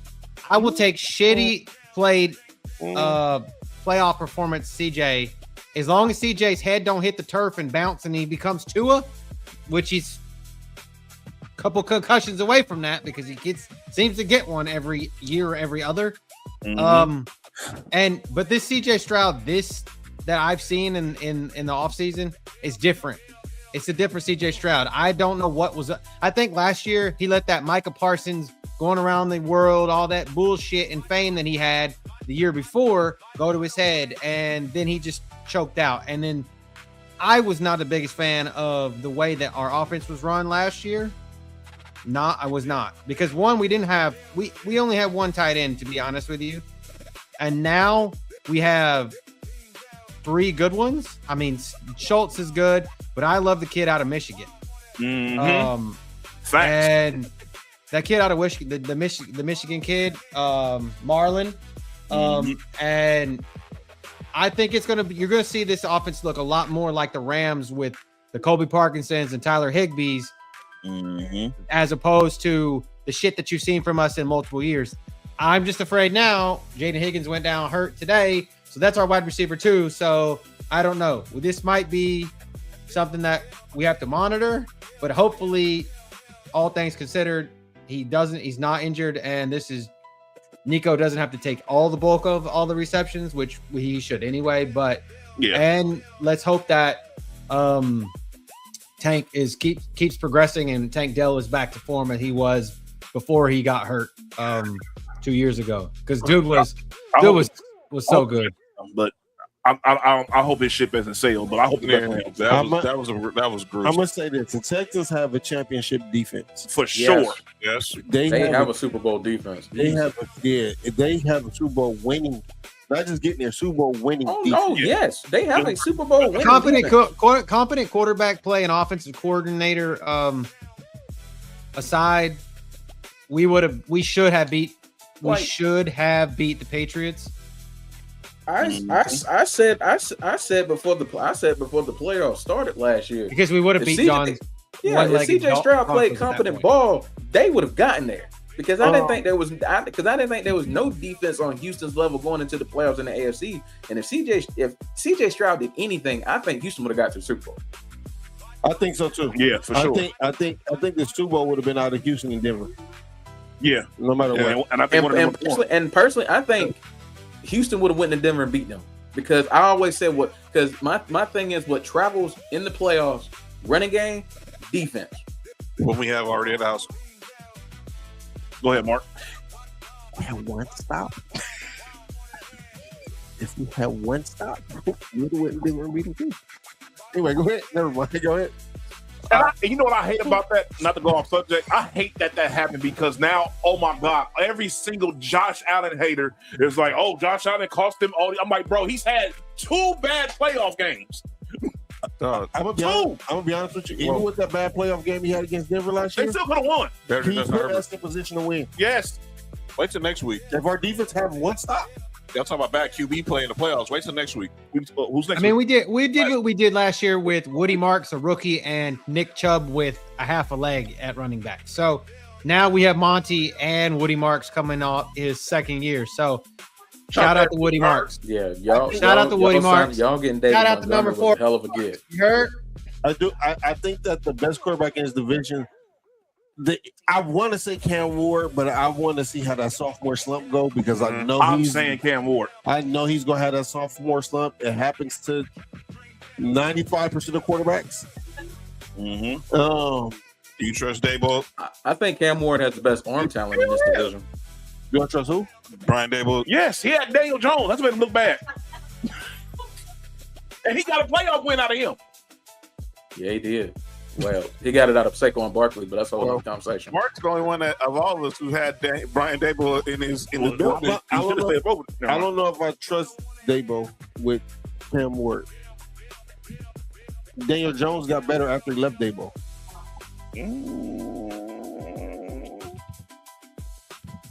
I mean, Daniel Jones got better when he went to Kevin O'Connell. That's what I'm saying. Once he left Daboll, he and this is no shot up. I think Brian Daboll was in the perfect time, perfect position, perfect place with Josh Allen and Paul and Stephon. Oh, crazy! Especially involving him. Especially Stephon Diggs. Yeah, but I think that was the perfect equation for that. I just think Cam Ward is going to have a solid year, but I think it's not. I don't think he'll take the next step until year 3. His offensive line sucks ass. Yeah. Who they running back? Who? Tennessee. Tony Pollard. Tony Pollard. Yeah, nah. I think he'll take a Tony step back. Pollard, and they're splitting carries him and Tajay Spears. Well, Yeah. I'll tell you this as far as Tennessee. I'll tell you this as far as Tennessee goes. Carnell Tate's going to be an offensive rookie of the year candidate. Yeah, I don't disagree. Yes, because he is nice. He is They would've very got him. nice. I don't know if that would have been a big help, and he got one up. They got the receiver. But we'll see when he plays against starting defense. So, Yeah. we'll see. We'll see. So I got the reason I went with Trevor Lawrence is I normally would have went with CJ Stroud because I think CJ Stroud has been the better player, but the way he played in that playoff game, I need to see if that was just a blip and not a trend. Because Trevor Lawrence only playoff win is against the Chargers. Well, you can't help it. The Chargers helped a lot in that game too. Justin Sherbert. Yeah, 27-point lead, and y'all let Trevor Lawrence come out and look like the second coming of Joe Montana. Not Justin Sherbert. That was wild, dude. I was with my buddy Brad, who's a Jags fan, and we were watching it, and we left the place that we were at, the bar, at Disney. We were at Disney. My wife, his kids, my daughter. We were there. We left that shit at halftime when they were getting their ass kicked, and we left and went back to the hotel. And Trevor Lawrence comes out like sunshine on the fucking Remember of the Titans. Yo, Ronnie Bass. Everything about that was funny. What? The Justin Sherbert and then the look that you got, it was the craziest shit in the world. It's soft. Oh, it's soft. Trash. He still. All right, never mind. So, Cody, you get to give a good pep talk right now to your Texans. Wait. And this book. Nick, who'd you have as the best quarterback? I got Cam Ward. You said Cam Ward. Yeah, I got Cam Ward. Who'd you say? Bro, you said Trevor Lawrence, right? Yeah, I see. For me, it should be CJ Stroud, Right, but he's got to come out guns blazing, ready to go. Trevor Lawrence, for me, I appreciated the way he played, and particularly that second half. Like he went a week 13 through 16 stretch where he threw for 13 touchdowns, no picks. Was actually playing pretty damn near flawless football. So when I look at that, and I look at him how he played in the playoffs, even though they lost, putting up the numbers he did and putting him in a position to win that game. So for me, I got to rank it right now. Trevor Lawrence 1, CJ Stroud 2. I'm tempted. I'm tempted to put Cam Ward 3 in front of Daniel Jones. Me personally, I saw Cam Ward. I think he's got the best arm talent in the division out of all the quarterbacks. Some of the throws that he was making were just quarterbacks shouldn't be making some of the throws that he was making last year. It was ridiculous. And I do like that they gave him a receiver in Carnell Tate who can go out and get some of these balls for him. Will it be enough? We'll see. But I would go, I would go Trevor 2, Trevor 1, CJ 2. I would personally go Cam 3, Daniel Jones 4. All right. As long as we all in agreement that Daniel Jones is the worst quarterback, we all right. Yeah. I'll go. It scares me though that he did what he did in 13 games. Personally, because I'm one of those people that always hate playing the Colts. I don't mind ever playing the Titans or the Jags because I don't feel like it's a trap game. But anytime that we play the Colts, it's a fucking trap game. And for some reason, for years, I have PTSD flashbacks of T.Y. Hilton just torching the fuck out of us. And then you add the fact that even though they had to overpay for him, they bring Alec Pierce back, and you saw what Alec Pierce did in less than 50 catches. So, hey, which quarterback in that division has the most help on offense? The most help? The most help? Yeah, who got the most weapons on offense? Honestly, for me, it's Houston. CJ got Nico. He has. You got Nico. You got David Montgomery. You have Dalton Schultz. Dalton Schultz. You think about Jacksonville. They still got Brian Thomas now. Parker Washington. It's a Colts because they literally have the best running back, top 5 running back in the NFL. It doesn't matter Who they It's literally the Colts. They traded Michael Pittman to the Steelers. They don't have the best one. They have the best running back. That's about it. They have the best running back. They don't have the best collection of And weapons, you don't though. think Tyler Warren? No. Tyler Warren's the best even tight end still. in the division. Oh, I thought you were talking about the running back. Hold on, my fault. No, Tyler Warren. Oh no, he's nice. The tight end. He is nice. Tyler Warren and Jonathan Taylor are the best running back and tight end in the division. I still think I'm gonna get the edge to Houston. Oh no, Yeah, I'm still rolling with Houston though. I think Houston, from a depth perspective, can just roll out more. I just think from a depth perspective, they just still like. I know Jaden Higgins got hurt. I just think they can just roll out more on the field. Nico is the best receiver in the division. Yeah, without a doubt. Yeah. I'm good. Nico is the best weapon in the division. Yeah, for sure. Who's the best quarterback in all of the South? In all of the South? Oh, probably Baker Mayfield. Gunnar Stockton. Boy, stop. Boy, stop. Not the Southeast Championship, dog. This ain't the SEC. We say that for 2 weeks from now. First of all, you ain't putting nobody in Georgia because y'all say y'all not winning championships. Well, never mind. As long as we got Mike Bobo there, we ain't trying to win championship. So bubble screen. Bobo, you hurt. Bubble left, bubble right. I'm telling you. The Bobo screen. The Bobo. And he ain't got Zachariah Branch to bail him out on them shits anymore. Yep. Man, never mind. Hey, you ain't got to I tell ain't us gonna say nothing about him. You already know, Mark. It's gonna sound like hate. I think Baker. I'm gonna go Baker. Wait, what? Baker's the best quarterback in Oh yeah, for sure. out of these two divisions. Yeah, no doubt about it. I agree. CJ. Then I'm going Bryce Young. I have Baker. I'm just going with my gut instinct. I'm gonna say Baker, CJ, Tyler, Cam, Bryce Young. Wow, you taking Tyler over Trevor Lawrence? I'm not a fan of Trevor Lawrence. I don't think Trevor Lawrence is that good. I don't think he was that good in college. I agree. I'm gonna be for real. I don't think he was that good in college. I think the best we seen of Trevor Lawrence was last year. Yeah, for sure. Or the year they beat the Chargers. What is it? 20 points? 27. What happened? The comeback 2.0. Yeah. We talking about Sherbert and Company. Yeah. All right, ladies and gentlemen. Baskin Robbins. That is our debate for the night. So let us know. Coming in a couple of free Master minutes, Debaters crazy. on X and Instagram.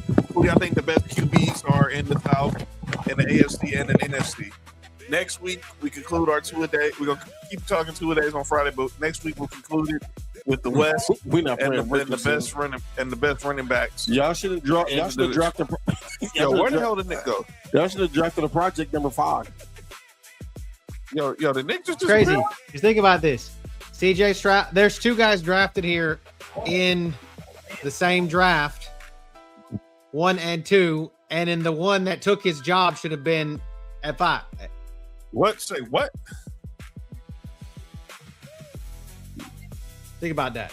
Bryce Young, CJ in the same draft, and Anthony Richardson that should have been on it. He should be on this graphic, but he's not. Well, Anthony Richardson was sorry as Florida. We told you Anthony Richardson was trash for Florida. I know this because Tennessee's. Well, let me shut up. Oh, and I'm gonna be a homer. I'm gonna say CJ's the best quarterback in the South. I'll take a homer. I mean, I actually like Baker Mayfield, but we've seen Baker Mayfield implode, and this could be that year that he implodes. He does really well, or he implodes. There's no middle ground. There's no this shit right here that we're seeing right now. There's no middle of the pack quarterback play here. This is either I'm going to be at the top like I really was, like in my prime, or I'm imploding. Yeah. Baker I can kind of see that he's either gonna be like a top 3-4 MVP candidate, or it's just gonna, or the Bucks are gonna go like 5-12. Yeah, I don't think it's gonna be on the middle ground either. Not this week. All right. So that's our debate for the night. We're gonna get up out of here. I'm gonna count on answer that. We're just gonna go ahead and get up out of here.